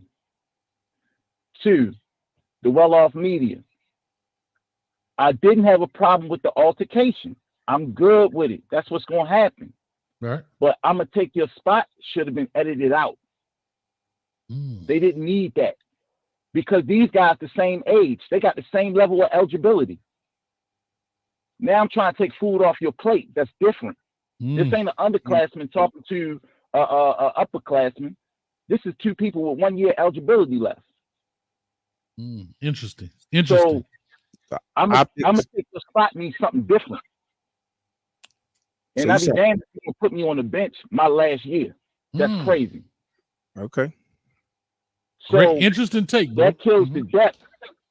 Huh? I was saying very interesting take. Okay, I'm listening. Yeah, because it's messy. It's messy. You feel me? And it's a lot of things, it's a lot of little things that I see that they doing that's unnecessary. Some of it is genius marketing, but it's also messy. And ultimately, it just kills your program. Because the way that they doing this transfer portal and taking all these kids like the way they doing, you have too many, there's no staggering in your classmen. So everybody is, you basically kill the depth by doing that. Because you're supposed to have that sophomore that's a dog that you sneaking in there, getting them playing time before he got, ambitions on going to the next level that next year. Because some of these kids are 3-year prospects, like a Travis Hunter. So you don't have because you're only taking 6 kids from high school and bringing in all these transfer portal guys that with the same years of eligibility left, you create too much dissension amongst your ranks. There's no hierarchy for real, because we all the same damn age. And the team really too old. I guarantee you, if you did a study on it, they probably got one of the oldest squads this year coming up. Okay. Next, Coach Prime said that he wanted to make the playoffs this year, right? He said that. So we ain't holding them to no unrealistic standard. That's what he said. We making that 12-team playoffs. Okay, cool. Y'all go, let's say for the Colorado fans, they go 10-2. They lose in the Big 12 championship game. They draw Georgia out the gate. Shador playing in that game as a first-round prospect, after we just seen what Michael Penix went through, he almost got broke out there.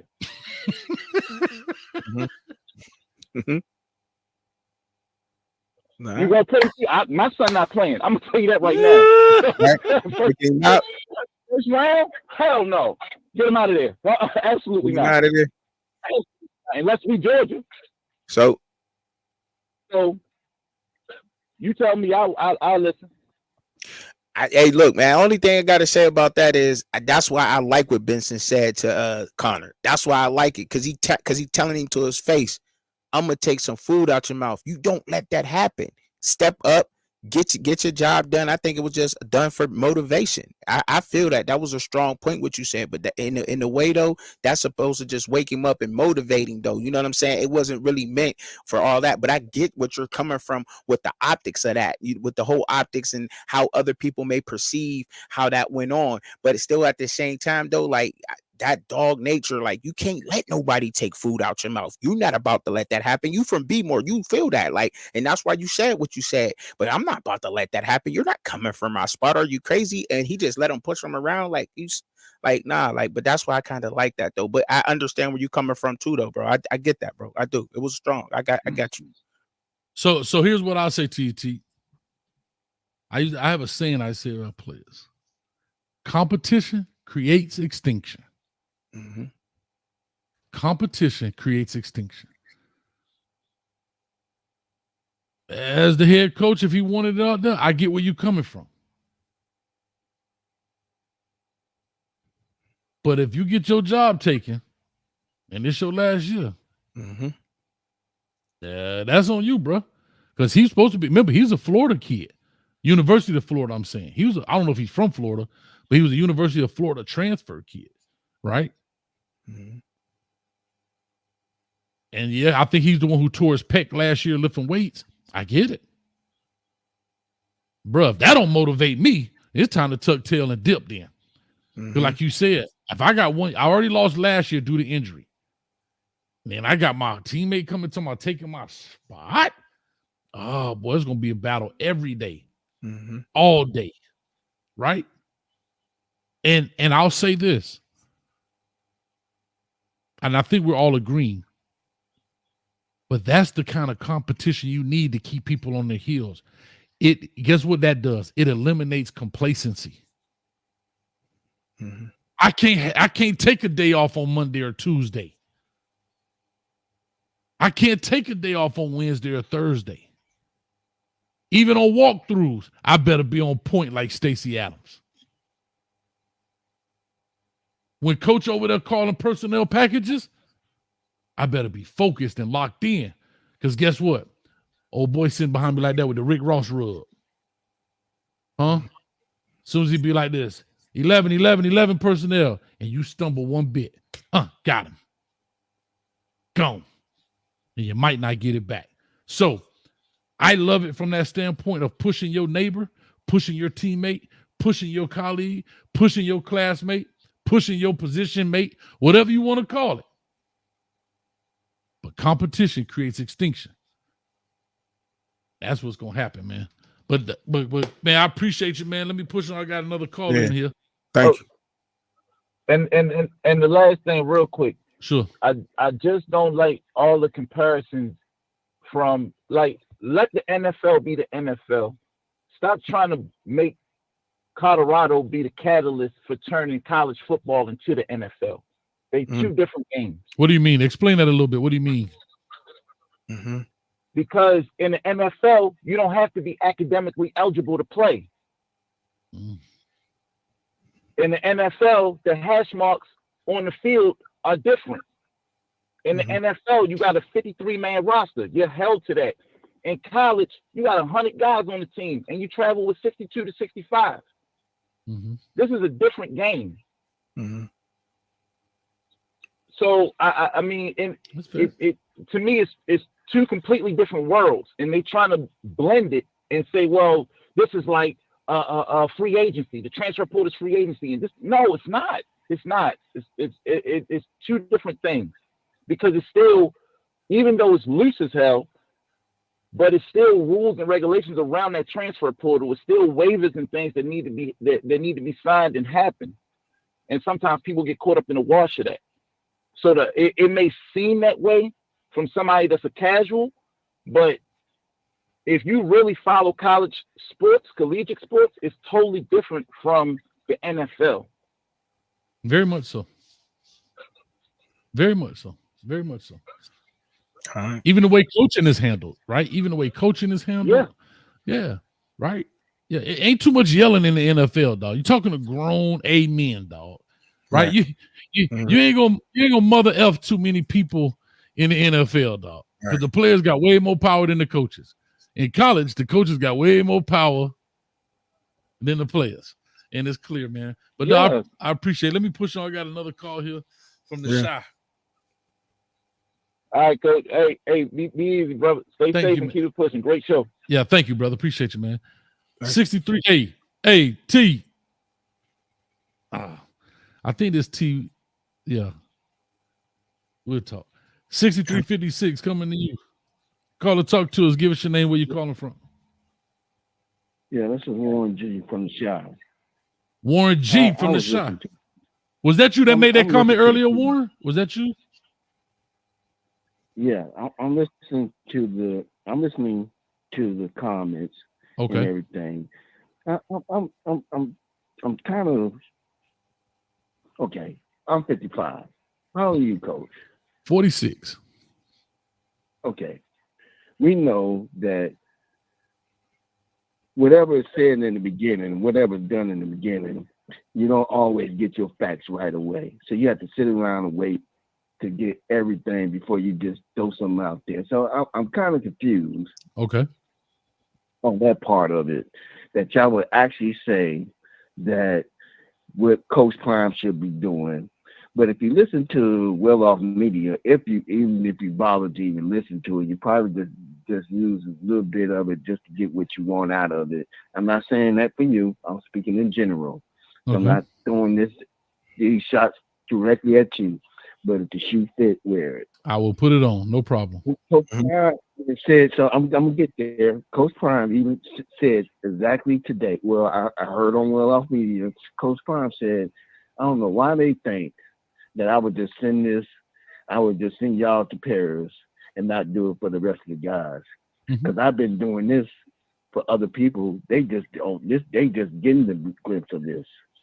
If there's an opportunity for a guy to shine, I'm gonna make sure he's able to do that. Right. This can wait. Because he wants them to be not only good on the grid, but also have a life outside of the grid.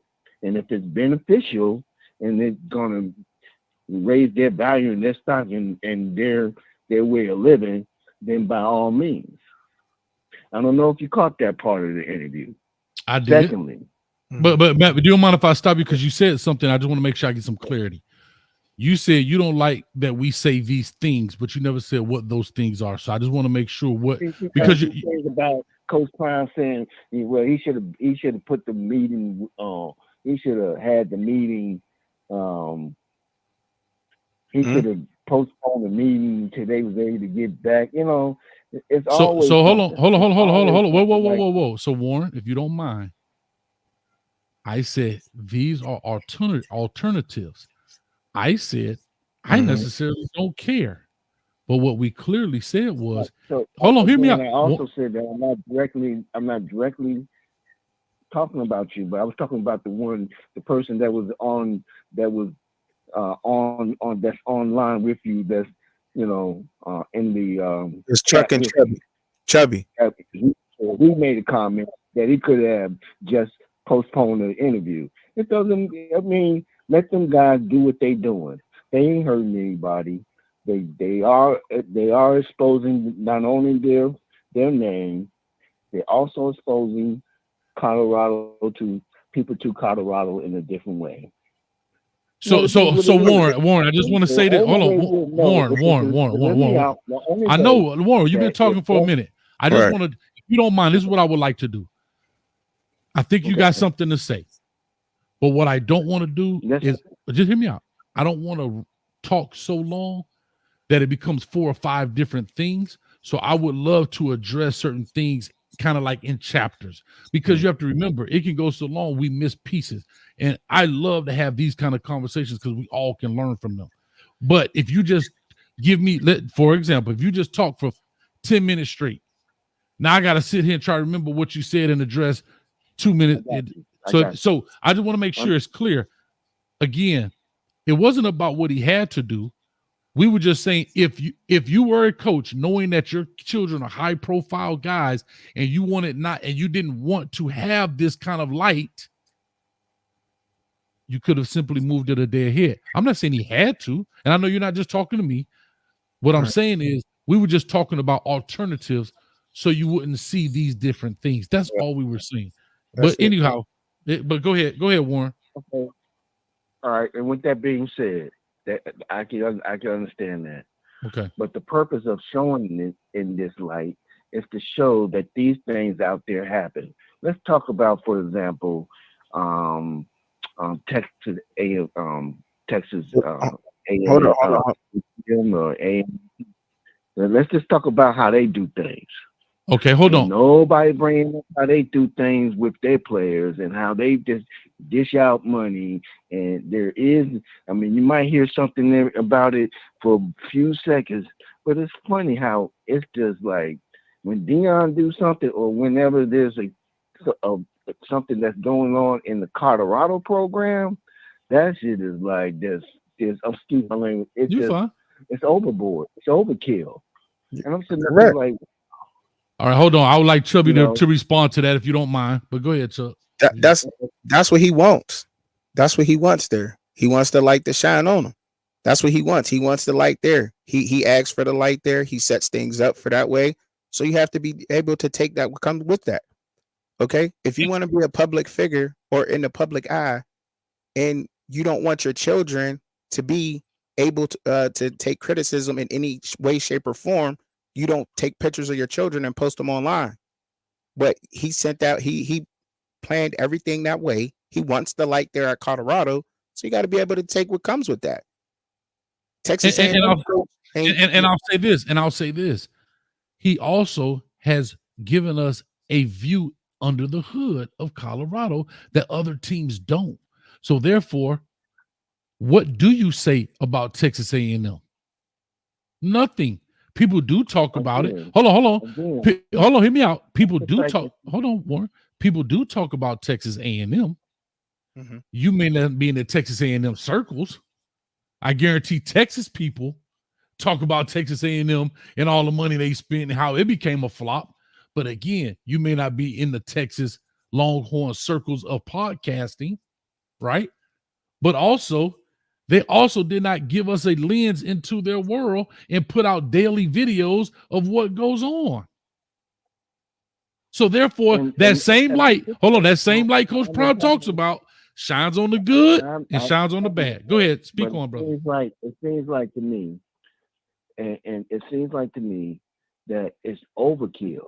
You guys, first of all, if you following the videos, if you're even looking at the Well Off Media videos to the end, you'll see that it's not just them that they now being fair. You hear what you just said, sir? That's what that's meant for. The Well Off Media is part of the propaganda and the media that you're paying attention to, right? Being fair to everyone and getting treatment, a different treatment, is two different things.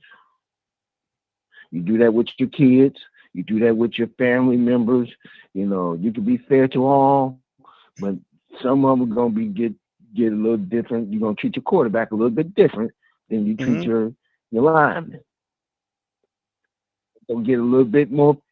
They're gonna have a little bit more coverage, or you're gonna have a little bit like you're not gonna hit my quarterback during practice. You're just not. Okay, I get it. So what's your point about that part? Go ahead. I got you, Tony. I see you, Tony. Go ahead. Okay. My point is this.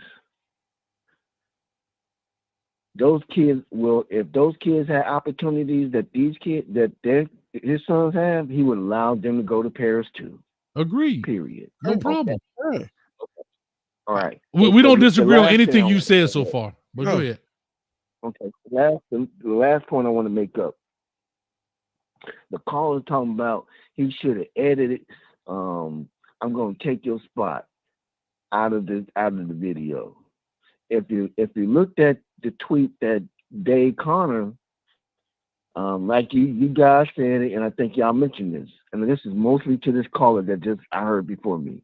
T from Baltimore. Dave Connor came back and told him, I don't know what you think, but you're gonna have to come work for this. If this is my spot, you're gonna have to come and get this. In other words, he woke up the sleeping giant. So even though Dave Connor didn't play, he's owning the fact that, look, if you want this, come and get it. I got you. Which makes good for good competition. It wakes up everybody. It puts everybody on notice at the same time, because we all know that you guys always say this, that the game is won in the trenches, and the first dogs that are barking are the guys that are in the trenches. So what you think the other dogs gonna start doing? They better start biting. Forget the barking. They bark last year. Right. We want to hear some bite. We need some bite. That last year, right? I didn't hear no barking, no bite, nothing. I didn't hear. I did. I heard a bunch of barking. I heard a bunch of barking from the cult members. And guess what? No bite. We're talking about the players. We're talking about the players. Bad. My bad, Warren. My bad. I thought you were talking about all of my bad. My bad. I'm sorry. My bad. I didn't let you know all that barking. I'm talking about the players. Okay, my bad. I'm sorry. Didn't hear none of that last year from the players. Let's just be real about it. My bad, dog. So if you go back to the tweet and you listen to David, you go read Davis Conner's tweet, it woke him up. If he was asleep, he woke up now. Mm-hmm. So I'll say this, Warren, as I push on, because I got some callers. Isn't that what you want? Of course. Isn't that what you want from your players, to be competitive and to have that competitive juice, to have that fight in them? You know what? If it is mine, you better come hard and come and get it, because I ain't giving it up like that. I agree. Just coming to you like and I'll say this: T from Baltimore, he said his piece. That was his opinion, right? You can agree, disagree. I get it. Right. But I'll say this as I got to push on here. Yes, sir. You called in and you seem to be a little, but nothing you've said we disagree on. You notice that? I'm saying sometimes, I'm just saying that sometimes our emotions block our listening, because we already come into a situation thinking we're going to hear something a certain way. And that's why I said I want to chunk this thing and do it by check. I heard the caller specifically said he should have cut out the fact. And he should have never. That was his opinion. The fact that, but that was his opinion. But I'm talking about what we said so far as. That's what I'm coming to get. No, I was talking about him at this point. I'm just got a little energy behind it, Coach. That's energy. All right. If the shoe don't fit, I'm just putting it out on the airways. If it don't apply to you, just disregard it. All I'm saying is that it comes with football. It happens. The only reason why we're able to see it is because there's a camera and audio behind it, and a light shining. At every college level, or every from Pee Wee to NFL. So Warren, always that energy. Warren, I'm gonna say the same thing. I like what you just said, and I gotta push this after we get off. Yes, sir. You just said we got a camera there, and that's happening. Like what's happening at Colorado is happening at every institution. I want the fans to remember that. Mm-hmm. Don't think just because you see it on Well Off Media, other schools are not doing some form of fashion or facet of that. Mm-hmm. See, that's another problem. They think just because they have a window into Colorado, they can see through that window. Mm-hmm. Colorado's the only one doing it. Everybody working out. Everybody running 100. Everybody running 22 110s right now. Everybody throwing up on the sideline, even at Georgia. Everybody lifting weights right now. Everybody's doing it. So I want these fans that are maybe new to college football in the process to understand the window that you're looking in there. If you turn this way and look through that window, might be the same thing going on. They just got a different color uniform. Mm-hmm. But everybody working out, brother. Ain't nobody sitting on the beach right now. And I'm not saying that to you. I'm just saying that to use that example that remember what you see through Well Off Media is happening across this country everywhere. And I love it, man. Appreciate you, Warren, for calling, man. Thank you for clearing that up, but I got to run, brother. All right, Warren, peace. One love. One love, man. All right. Lexus, I'm coming to you here, but you calling back. So I'm going to skip if you don't mind, Lex. I'm going to call 6406. I think that's Tony. 6406, talk to us. Man, Coach, listen here, right? Okay, I'm listening. I originally, started following you from somebody else, in the Colorado realm that you used to do a show with. You can say that name. I used to see like how you said what? I said, yeah, you can say that name. Ain't no love lost. Big Chico. Okay, sure. appreciate it. But when I saw like the realism and how you just keep it real, and you not just like a butt kisser, I'll say, like that's really what gravitated to me. That made me, want to get the membership and all of that. Because Appreciate it. sometimes, like if you played football before, if you've been around football, some of this stuff is off, and you just got to call it how it is. Mhm. Like you're not one of those people that feel like Colorado or Coach Prime can do no harm. It's like I can support you, but at the same time, I can critique you as well. Mhm. And I don't know how anybody. I understand it's a lot of coaches that have a lot of players that get favoritism, or they get certain things that other players don't get. We get that. That's not the case here, though. That's not what we're talking about. The thing is, you have one of the most popular programs in the country. You videotape and put out there what you got going on. I think it's a bit of arrogancy for you to allow your son, who capitalizes off of everything Colorado through his YouTube, to post a video of him and his brothers in Paris at the same time while you're having a big meeting with your new guys. You can try and flip it and say, "Oh, this was just a first team meeting. He didn't miss his first workout." All that is cool, but you wouldn't have responded if you didn't feel like the pushback was warranted. If you felt like they can say whatever they want, I wouldn't even address it. At the end of the day, that is sending a wrong message, no matter how you want to spin it. That's sending a wrong message to your team, to the entire country. That sends the wrong message. Like this is grade A daddy ball. You say, "Oh, I let other players." No, you didn't. You let other coaches. He said he had another coach who had a birthday party that he allowed go to. Of course, he's a coach. That's a coach. Then Tyler Brown was talking about how Coach Prime let him go to the I think it was like an O lineman thing. You went to an O lineman event during camp with another coach. These are not the same events that we're talking about. This is your son going to a fashion show. A fashion show. Mm. Like we got to be real sometimes. We can be fast. I'm definitely a grade A fan, but I'm also fair in my criticism. Everybody can get it. And it's like when we see stuff like this, we turn a blind eye and we ignore it. It's okay to criticize this man and what they got going on. That's all I want to say, Coach. Keep doing your thing. Keep being honest, because we need that balance, because it seems like sometimes everything that I look at and I listen to on social media, whether that, "Oh, you can do no harm," and that's not reality. That's not the reality, at least, that I live in. So I appreciate you, Coach. No problem, man. Thank you, man. Yeah, Appreciate thanks. that, Tony the boss, man. All right. Chubb, anything you want to say in response to that? Hey, nah, man. No, thanks for calling in, Tony. We respect it. I'm sorry, it's going on. Good. Mhm. Oh no, I was telling him thanks for calling Yeah, like in. I said, I mean, yeah. I'll just say this, man. Like I said, at the end of the day, and that's kind of what I was telling Warren was, at the end of the day, if that's what Coach Prime wants to do with his team, that's one thing I love about the game of football. You can run the wing T today. You can run 5 wide. You can run I back. You can do whatever you feel is possible to win football game. It's your team. The only thing is you better win games. You could come out there and run a 3-3 stack. You can run a 4. You can run a bear defense. You can run a 52, a 53. You can play straight 0 all day. You can play. You can do. There is no curriculum or criteria to how you win a football game, and that's what I love about it.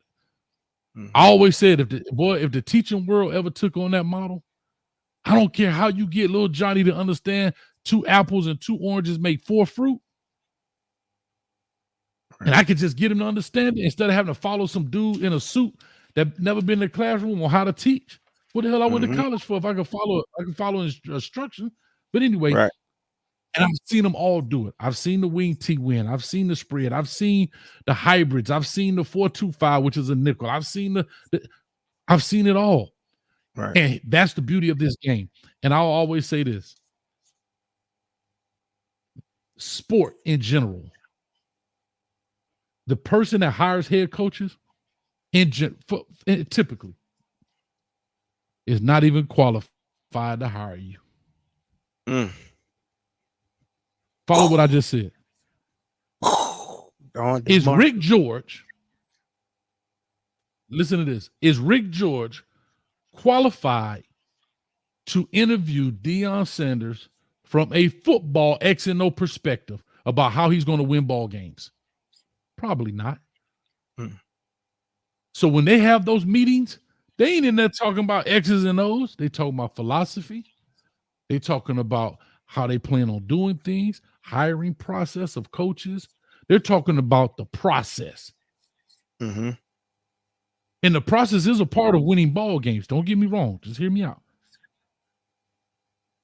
But I've talked to quite a few coaches who've been on hiring mission, and I ain't never seen an AD say, "Hey, coach, pull out that whiteboard and explain to me right here these blitz patterns on your zone blitz on your zone blitzes in the AD."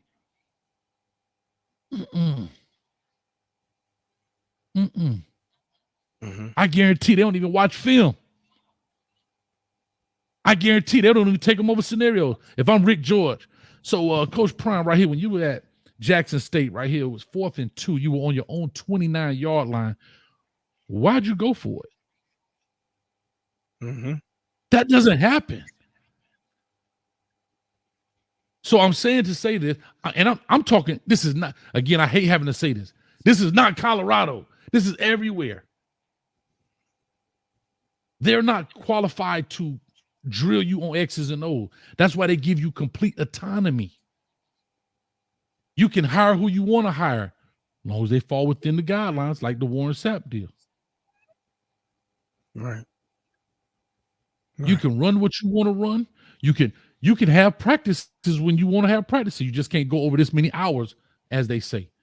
Right. You can practice in the morning. You can practice in the evening. Long as the school can allow, like if I can get the classes in the afternoon, like when I was at FIU, we practice in the morning. First whistle, so 8 o'clock. First meeting, 7:05. And the kids went to school from 1 in the afternoon until the rest of the day. But there are some colleges who practice in the afternoon. And it's all about philosophy. Check this out, Trucker. Coaches who practice in the morning, their philosophy is, watch this. I'm going to show you how 2 different philosophies can work. Their philosophy is, I want to get you first, so there's no other distractions before you come to my practice. Right? Oh, the teacher say I got a class, or I got to try to turn this paper in at the last minute. Woo, woo, woo, woo. Another coach will come and say, I want to practice later in the afternoon. Why? Because that's when we play. We play afternoon and night games. I want your body to be accustomed to moving this kind of way between 4 and 7 o'clock. It's all on your philosophy. Right. Neither one is right or wrong. The only thing that counts is this and this, dog. Those are the only 2 things that count. W's and L's. And that's all I'll say on that. Let me get, yeah. Wins and losses. That's it, Coach. Wins and losses. That's all that matters. To the next caller. Yeah, man. And Lexus, we got Lexus. Lexus, what's up? I guess you. Anyway. Hello. Wins and losses. Hey, Lexus. Give me 1 second. Let me read this right here. Shout out to Shad. All right, we lagging a little bit here. Shout out to Shad. Says, he gone. Kanye told us to watch the throne. They say it's in Paris. That is crazy. They say it's in Paris. I hear you. I don't know, Chubb. That boy hit the gas on me. Nah, I felt like I was lagging, Coach. Yeah, we was lagging for a little bit. Okay. All right. I had to refresh that, John. I thought I was lagging or something.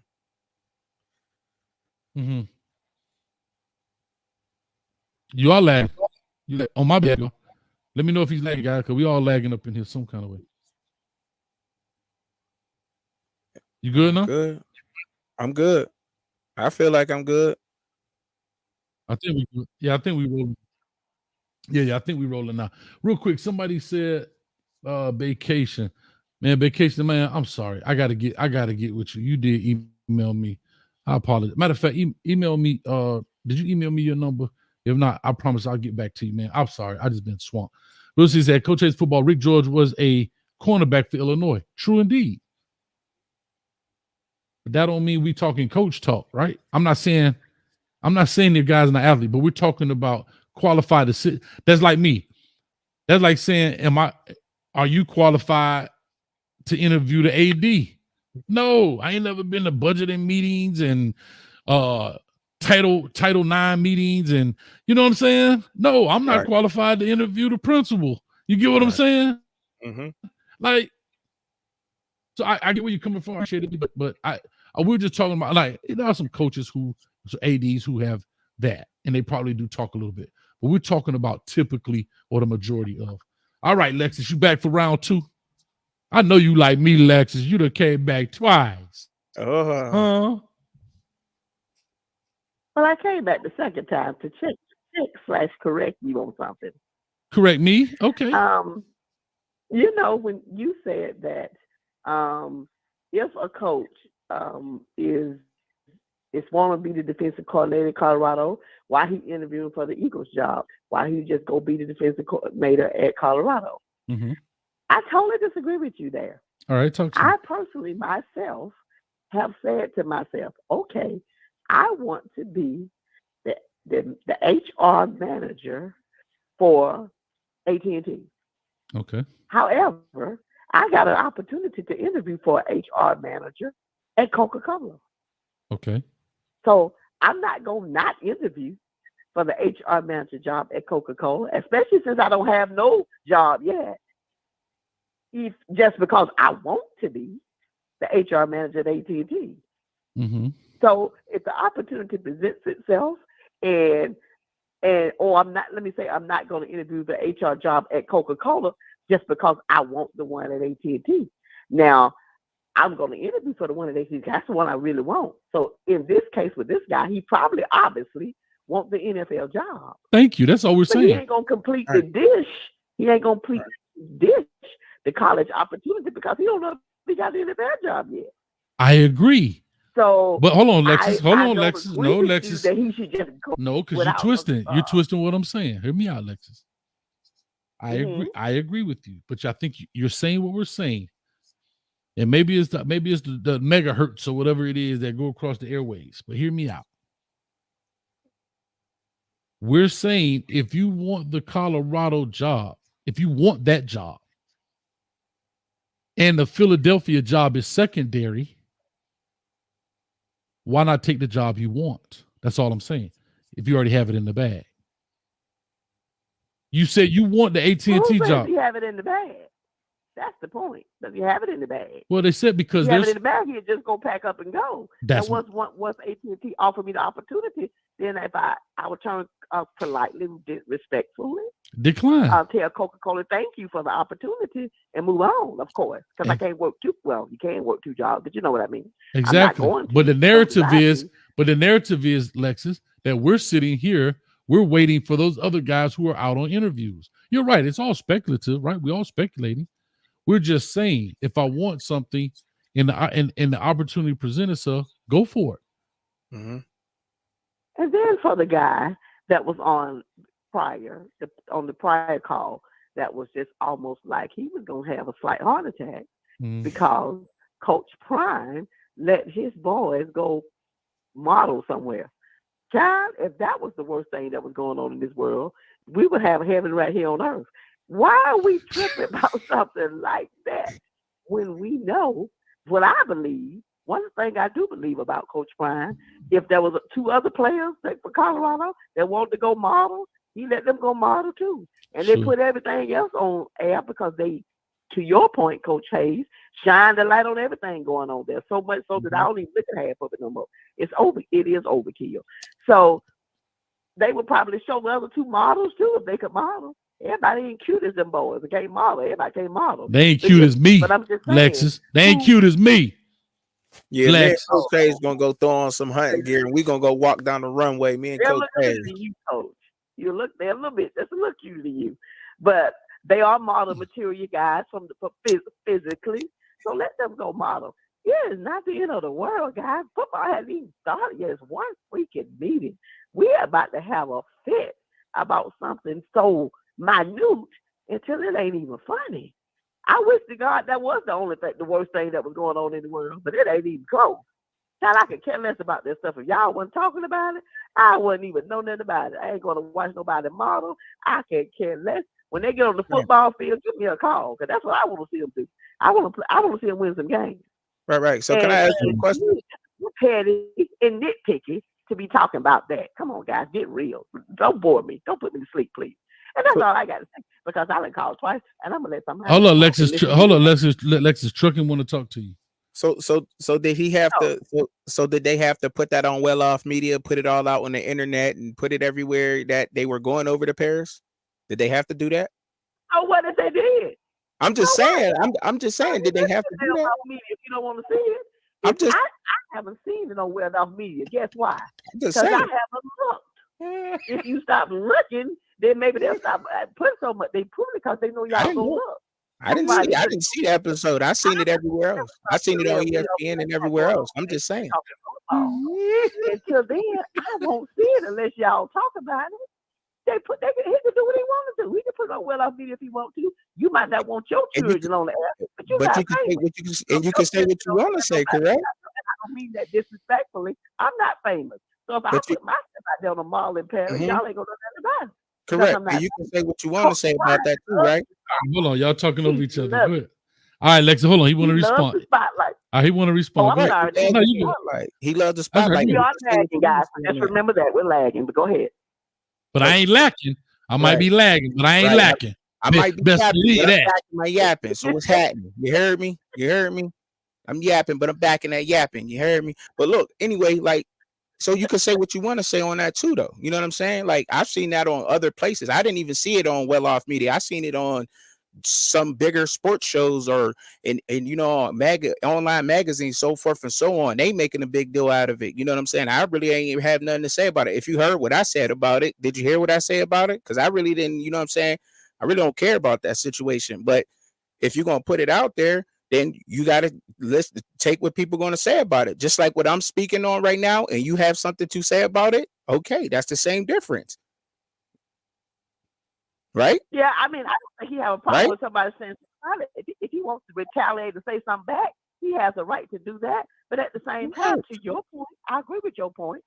If I put something out there on the internet for the world to see, and somebody tries to make an ugly comment to it, then I'm kind of opening myself up to receive that ugly comment from some stranger that I don't even know, because I put it out there for that to happen. So I'm not tripping about that. I'm just saying we're making mountains out of molehills over something on social media, wherever it is. I haven't even seen it nowhere. You know why? Because I'm looking at me.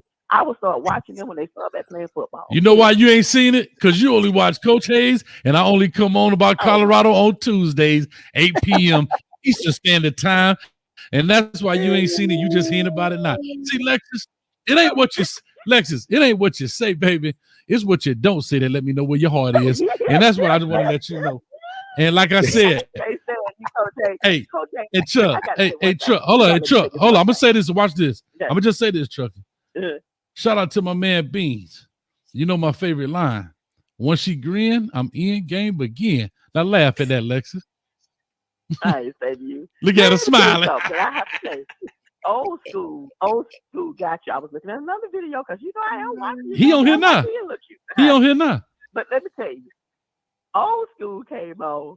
And he said, Coach Hayes, I see you gonna be in the champagne room showing the football game. I don't know who you gonna be watching, but it's somebody better than Miami. Try to be funny, Lexus. That was pretty good. Coach Hayes, you gotta give him credit. That was pretty good. That was pretty good. Right there. He in here now. He be back here all the time. He been on hold. He been on hold for the longest. Oh God, that was pretty good. Now you know I have this. All right, that one. I heard that. I said he got it that time. Watch this. Hold up. Watch this. Action. Hey, lady, thank you. Yeah, you. So anyway, no, he call in every show and just sit there on hold. He just sit there. I put him. Who that is? He been on. That's old school. He been on here since we started the show. But anyway, yeah, let him talk, Coach. No, sir. No, ma'am. No, ma'am. You can let the old school in. All right, I sure will. Not. Bye. All right, 5969. After this call here, I'm going to close the phone lines, guys. So if you want to call in, please do so now. All right, if you want to call in, please do so now. I'm going to lock the lines. So after this call right here, I'm going to give you two. This call is up, and we go ahead and lock the line. 5969. Call or talk to us. Give us. Oh, I'm sorry. Hold on. CW for the $2. HR Lexus interviewing anyone would take 75 hours. CW, you know what? Sit your behind. You talking about my ladies on this show. And shout out to Butterfly in the building. What's going on, Butterfly? Hope you're driving safe out there. Butterfly. All right. All right, Cole. I apologize. Talk to us. I know, like, damn, man. Like, come on. But hey, Coach, what's the new guy Who is name? this? Dub City. Oh, okay. My bad. You had to hold on. We Chubby, popular man. up in here. My bad. I'm just talking to you. Chubby. Go ahead, Yeah, man. what's the new guy? What's the new guy name? His name is Chubby. He's not new. Trucking Chubby. He been around, man. Oh, okay. Well, I need to fact check him. I need to get his social security number and his birthday. Got to vet him, dog. All right. Talk to us. Yeah, I got to check on him. Hey, but hey, Chubby, my name Jiggling. But What the fuck? Pause. No, I just bad. But hey, check this out, right? I was half listening and drinking earlier, right? So Not a good I combination think- to start off with, my brother. Not a good combination. I'm in the coaches stuff. So I just wanted to ask y'all if y'all think Coach Prime is trying to take a playbook out of Nick Saban playbook and hire, like, for his defensive coordinator, whatever, how like a NFL a fire NFL coach to know, he's not going to be in the NFL next year. I think so. Mm-hmm. Yeah. Here's what I'm saying. I hope he does. Because here's what I will say. If he's getting a guy that has been in college and they ain't on staff, what's been taking so long? That's all I'm saying. So I hope, like, think about it. It's about to be February. Like I said, it's not really a rush, but it is. Because if you're going to be a coach and you're not bringing anybody with you, there's a lot of teaching that needs to go on to other adults. Okay? See, people think football is football. Yeah, we all know football. We know cover 2, cover 3, cover 4, but it's nuances how you want to play it. We all know offense, inside, outside zone. We understand smash concept. We understand level. We understand snag routes, but it's nuances to it. So if he's looking for if it ends up being a college guy that was sitting on the couch somewhere, or like how we got Kevin Steele. Kevin Steele had the job at Maryland for 2 weeks, and then we took him from Maryland. When we could have had Kevin Steele before he even took the Maryland job. That's why I said I was doing that parallel earlier. So I hope to God it is an NFL dude in that sense. But if it's not, I don't care either.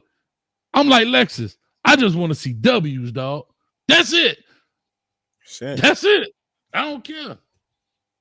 I'm just creating content because we have a talk show, so we need stuff to talk about. So you ask certain questions to probe and to create conversation. So just because you ask a question doesn't necessarily mean it's hate. I'm not saying this to you, Doug. I'm saying this to the people. Oh, I already know. Yeah, when you have shows like this, you ask particular questions to create conversation. And that's how conversations work.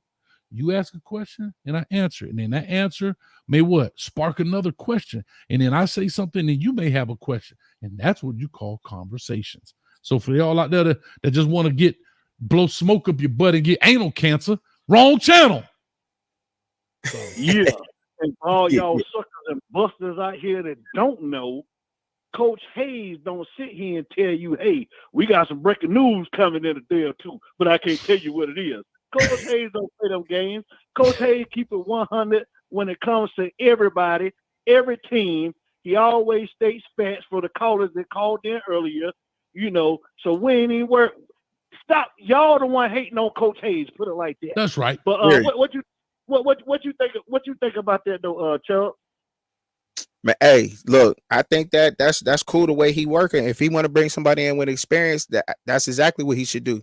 To be honest, for his lack of experience of being a head coach at the Power 5 level, I mean, we know he won at different levels, but if he wants to bring somebody in more experience, that's great because of, like I said, once again, his lack of inexperience at the Power 5 level. Bring him in, some guy that know how to run things. However, it's still going to take time to run the machine right. It's going to take time. You know what I'm saying? Got to oil it up, make sure everything's put together very well so that it's running good and it's going to win. But that at the end of the day, or you putting up them dubs. That's it. That's it, man. I love it, man. I love it.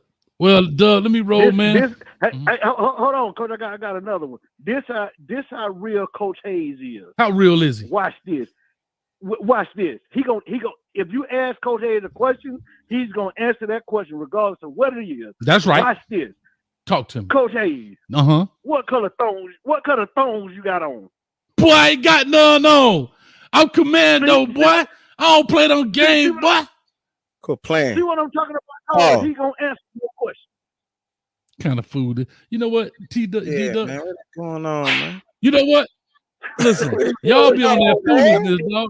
What is going on? You know what? See, Doug. Nah. You know I'm messing around. Nah, I know, but I know who don't be messing around. I know who don't be messing around. What Miss Dub at? Hey, she sleep. Leave her out of this. Don't wake her up.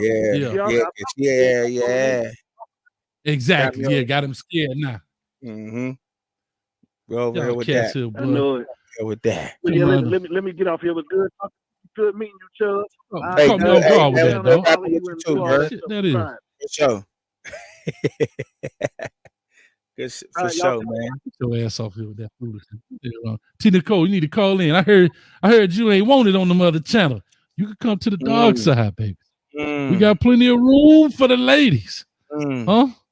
Come on, T. Nicole. Call in. I'm gonna give you 10 seconds. I'm definitely coming back. I ain't scared. Scared of what? I'm definitely coming back. I don't know what happened, and I don't care. But T. Nicole, call in. Coach Hayes got room. Hey, I tell you like this, Truckin'. In the words of Biggie, ladies, my Mercedes hold 4 in the back, but 2 if you're fat. Hey, come on in, T. Nicole. Come on in. 0944. Call and talk to us. Give us your name, where you calling from. It's FTL. FTL. What that stand for? Feed the family. Free the family for the future. You That's know? right. That's right. I remember. What's up with you, man? What's up, partner? What's going on, man? I see y'all hanging out tonight, man. I'm good. Yeah. You on here with Truck and Chubby, man?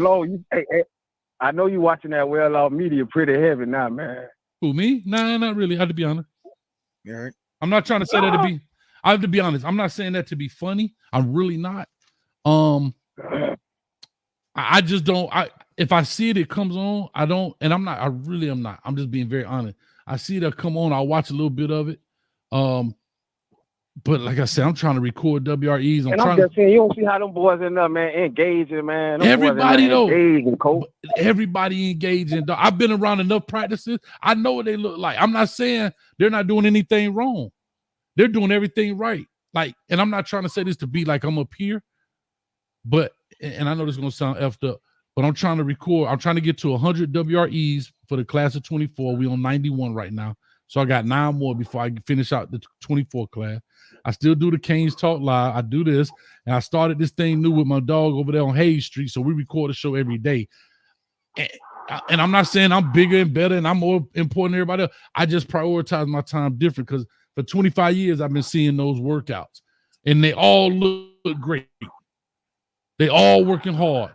Dudes all throwing up. So, let me tell you how workouts we didn't see well off media. Tell me if I'm off. You ready? You watched it. I promise you I didn't. So they now let me see. Hold on. Tell me I'm right. They probably ran some 110s. A few dudes bent over. The strength and conditioning coach probably talking about stand up. Nobody bent over. Some dude hanging on some Negro shoulder. Some dude done threw up. Some dude by the garbage can. He can hardly breathe. No, you won't. Hold on. Stop you right there. Hold on. Too far already, man. Hold on. Let me go to the weight room. Now they in the weight room. They probably throwing up 225 on the bench. They're probably doing some stretches. It's probably in the squat rack. I'm just saying this process is the same. Man. Hey, right, they got a challenge out. They got a competition challenge out. They doing 100 curls. Who can do 100 curls? You know what I'm saying? Straight. You know what I'm saying? That's the new. That what's going on today. know what I'm saying? You got other things going on today, man. We like it's keep going, man. You got to watch this every day. I can't do it. Know what I'm saying? Shout out to Reach the People Media and Shout out to Well him. Lost. You Shout out. got to know what I'm saying? Shout out to we got to log in and tap in, man. We got to. It's what it is. The prime effect, baby. But Coach Hayes, I love you. Know what I'm saying? I love your platform. I love everything you do to the game because we need you in the game. Without you, it wouldn't be the game. You know what I mean? Thank you, man. You know what I mean? Thank you. You know what I mean? So, but I'm saying the boy working, man. The boy working. That shit look good, Coach. But Coach, hey. I think if you seen it, Coach, I think you will try to get out there and coach too. Hey, FTF, check this out. Can I tell you something? What's up? I'm trying to do 100 curls too. 12-ounce curls right here with the cane juice. 1, 2, I hear you. 3. I hear you. Check me out. 4. Hey, Coach, Think I get to 100? 5. 12-ounce curls, baby. We gotta celebrate while the celebrating going on, man. You know when the cap come off, it's over with. It's over. You know what I'm saying? So we gotta celebrate while it's on. I ain't hitting that, man. We gotta do our thing. The conference has been locked. Blue cup today. Okay. That's what all I blue had. cup mean? That blue cup me. I got that that Buffalo Blue up in here, boy. That thing. Okay. They call it Buffalo Blue. That's a time effect. That's a time effect. So I just assorted cup colors. So what you think about the South situation?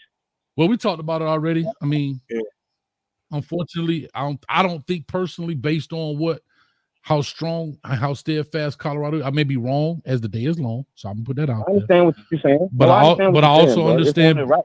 I also understand how businesses, they're probably going to have to go through legal. They're probably, if they do bring them on, they may have to put them through. Did he take some training sensitivity courses? It's all, everything that's happening now is a CYA thing. If something was to happen, well, look, we put them through sensitivity training. We put them through this. We put them through proper reporting. We put them so if something was to happen, they can go in there and cover their behind. If that's all it is. That's all it is. But other than that, if he comes, I salute him. I like Warren Sapp, have a chance to talk with him, mic him up, all that great stuff. Y'all can check that out on the channel. But if he doesn't come, I also understand that part. I get it both ways. So anyway, anything chill, you like to say to him? Me? About Warren Sapp? Man, yeah. I be scheming in on your channel, man. So you got a lot of everything going on. You know what you're talking about. You know what I'm saying? Salute to you too, though, partner. Appreciate it, bro. Appreciate you. Thank you, man. All right, well, let me get to this next caller here. 140. Huh? LTF though, man. Y'all remember LTF, man. Feed the family, free the family for the future. I love it, dog. Hey. 11 12-ounce curl. 12 12-ounce curls. 13. 14. I was born in the dark. I love it, man. I'm afraid of the dark. I was born in the dark. I apologize, guys. I missed the 100 curl off on Well Off Media today. I apologize. I get it. I understand. Hey, FTF. All right, here we go. I think 0140. They got in right before I locked it. Let's see what this is. Anyway. So 100 curl off. Okay. Well, there's gonna be some dudes out with some rocks on their arm. And I'm just trying to think. That's crazy. No, that ain't curls. I'm trying to think what curl. What in football helps you with? What does a curl help you with in football? I'm asking. I'm just asking. Blocking. Right? Offensive line? Yeah. No, do that again now. Do that again. Hold on. What? You extending your arm, so what does that work? No, you're right. You're right. I'm saying, but you're curling like this though, right? You curling, right? What are you curling? I'm asking. You ever block somebody with your palms up? They do have what they call a forklift block. Negative. They do have a forklift block on the offensive line, but I'm saying. Okay. I'm asking. You know what it does? It help you pick people up off the ground. Get on up, boy. Anyway, let me go. That was a joke, y'all. That was a joke. Relax. Y'all relax. Man. Come Relax. on, man. He said that's not a curl movement. Girls help with tackling. Hey, slide. I thought that's what it was. I thought, you know what I mean? I'm like, No, because you saw what you just did. If you saw what you just did, your shoulders move forward. Is it right here? Yeah. Okay. And curls help with tackling. Really, your hips help with tackling. Sorry. But anyway, let's go. Call and talk to us. Give us your name, what you call them about, and what's your thoughts about Colorado? I don't have no thoughts about Colorado right now, Coach Hayes. Is this Tina Cole? Yes, it's me. Hey, welcome to the dark side, Tina Cole. Hey, You all not slap me, Coach Hayes. you know you like to get slapped. Watch this. Every time I slap her, she laugh. That thing was cupped. That thing was cupped a little bit too. Hey, tell Law Dog, don't be calling me with no foolishness. I'm done with you. Anyway, what's going on? Nothing much. I just called in because you said I wasn't allowed anywhere. Yeah, they said the word on the street. You can't hang out at the bar no more. You got to come over here to the dark side. Come on over here. I'm not invited to Raw House no more. That's what they said. You ain't got to be invited. We got a key. All you got to do is hit the doorbell. Ding dong. First of all, I kick myself out. Ain't nobody kicking me out. We got doorbell. Watch this. So I don't know. Come on in. Know what I'm saying, Truckee? This is bad. We ready. I'm just messing with you. Now, everybody go back and forth. But anyway, right. So real quick, I saw you in the chat. You've been talking a lot. Been saying people crazy and they a little sensitive. What's your thoughts as a lady about Colorado last year? I just want a quick synopsis. Last year, and what do you think they're gonna do this year?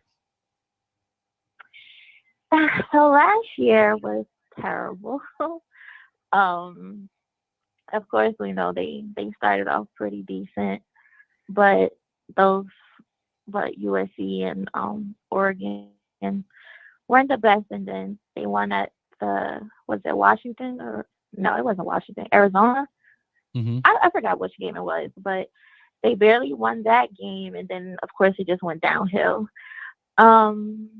I think it was too much going on. I think those boys couldn't really handle the bright lights and in the Well-Off videos and Darius videos.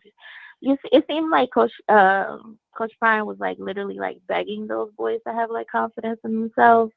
So I just think the pressure was kind of too much. And keep in mind, they were like backups to backups, and they were being asked to handle a big task. So I don't think it was gonna work.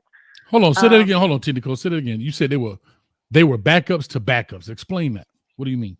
Yeah, like most of those kids that they got out of the portal, they weren't 3 stars even. Maybe a few here and there. But for the majority, they weren't starting players or backup to a starter. So he had to get what he could get, because he did come in kind of late to the portal. Mm-hmm. But whatever, he picked them. So. But everybody told me they were dogs. Hold up, but everybody told me this time last year. I can't say what everybody else. Okay, said. I'm just saying that we got dogs. I don't think we got dogs. We got players. I'm just telling you what people told me this time last. Man, we got dogs in the building. We got this dog. Okay, I'm sorry. They weren't dogs at all. I'm sorry. Like maybe a couple, but the majority, a good 90% of them were not dogs. And that showed mainly with the O-line. But I think next year they should be much better. They seem to have a better camaraderie amongst each other. They seem to all get along. And hopefully that translates on the football field. We won't know until we see it, but I think they will do better. I'm hoping they can get 8 games. The petty person in me want to say 12, but realistically, I'll say 8. Okay.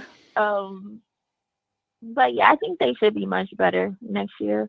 Hopefully they can win a bowl game and get to the playoffs, but they for sure have to win a bowl game.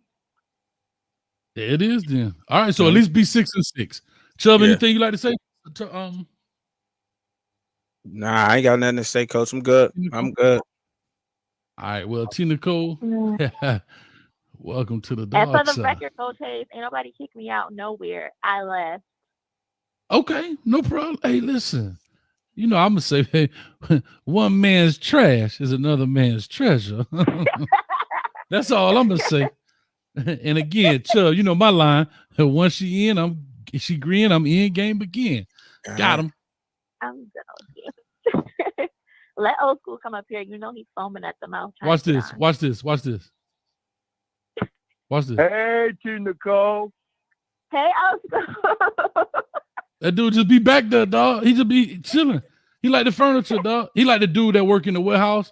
Like, you know, you go to Macy's, Oh my you don't never God. see him, but your stuff just show up. That's him, dog. He just back there.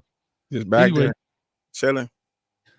hey, Rawhide, say Coheed football left with the key. No, I didn't, Raw. Oh, she left with the gave keys. She him left his with the keys keys. back. Nah, that's all right. I gave him his Nah, I'm keys just back messing. before I left. She left with the key. Rawhide in there right now. Ain't Hey, no love hey, lost. hey, It's hold up, all man. good. Hey, Rawhide right now.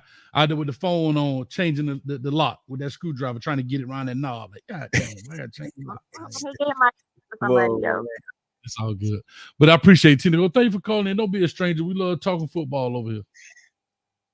All right, Coach Hayes. You have Thanks. a good night. You Bye, too now. Cubby. Bye. Oh, you heard that, Chuck? Yeah. He said, all right, real quick. CW for the $2 curls are needed to lift those BBWs from Hampton. All right, baby. Hey, you know what these are for right here in the weight room? What is that for, Coach? Stiff arm. To stiff them battle cats at Howard. Huh, get out of here, battle cat. Get out of here. Huh? What Bernie Mac say? Shut it up, witch hazel. Ugh, get out of here. Ugh. And Bishop for the 333. Oxtail greens, hot water cornbread, and red Kool-Aid for the 333. I appreciate you, man. Thank you, Bishop, man. I appreciate it. I appreciate it. That's good. Well, Chubb, I guess we can wrap this up, man. What you want to say? Hey, man, thank y'all for having me up on here, Coach. Hey, Coach, thank you, man, for having me up on here. Thank y'all, man, for let's tuning in to the boy. Make sure y'all tune in to my channel, Sports with Truck and Chubby. Follow me on X, at Facebook, and Instagram. Appreciate it. That's it, man. I enjoyed it. Anytime, man. We got to get, like I said, we have more. Yeah, I'm glad, man. Like I said, we like to get on here, just have conversation, talk it out, chop it up, and have fun, man. And like I said, we get on here, we got great callers, people come in with great information. And sometimes, guess what? Not only that we teach them something, we always learn something from them. And that's what I love, man. And that's what I love. You know, and like I say, man, everybody has their own niche and everybody does things their way. And guess what? You can do nothing but appreciate it. But one thing I do enjoy, I enjoy having a conversation with people, especially those that in the chat that think one way. And if you notice, everybody that called in, for some reason, once we have a conversation, typically on the same page. You understand? You just said tomato and I said tomato. But at the end of the day, it's still a red fruit, not a vegetable. Anyway, so with all that being said, like I said, we will have it. Hey, Butterfly, you need to call in next time. I'm hot with you. Yoga. We don't do yoga on the dog side. We do yogurt. You understand me? But anyway, we having a good time, man. I appreciate y'all. Much love. Make sure y'all. Oh, I should have cut this banner off. Much love to you guys and ladies out there. Thank y'all so much for hanging out with us. Again, check us out on Hayes Street Show, right the corner of Hayes Street, which is myself, Coach Hayes, and my man D Streeter. We just talk about all things, all different topics, whatever's hot for that day. Just do an hour, no call in, just get to it, have fun, have a good time, get in, get out. Also, Canes Talk Live tomorrow is going to be jumping. So for all my Cane fans out there, WREs are coming out. All you Buffalo fans, y'all should have liked that Brandon David Swain WRE I did. Why it ain't at 10,000 views? Huh? Y'all help your boy out, man. God dog, man. Y'all some haters, man. Anyway, Chuck, like I said, you come on. What time you come on? Oh, I'm live every Saturday, 6:30 p.m. Eastern Standard Time. That is 5:30 p.m. for your Central people, 4:30 p.m. for the Mountain people, 3:30 p.m. for the Pacific people on Saturday. Yeah. Look at this. Watch this. And we out of here. Hey, well, you gonna let me talk? Yeah. All right, y'all. Peace, love, and head grease. We out of here.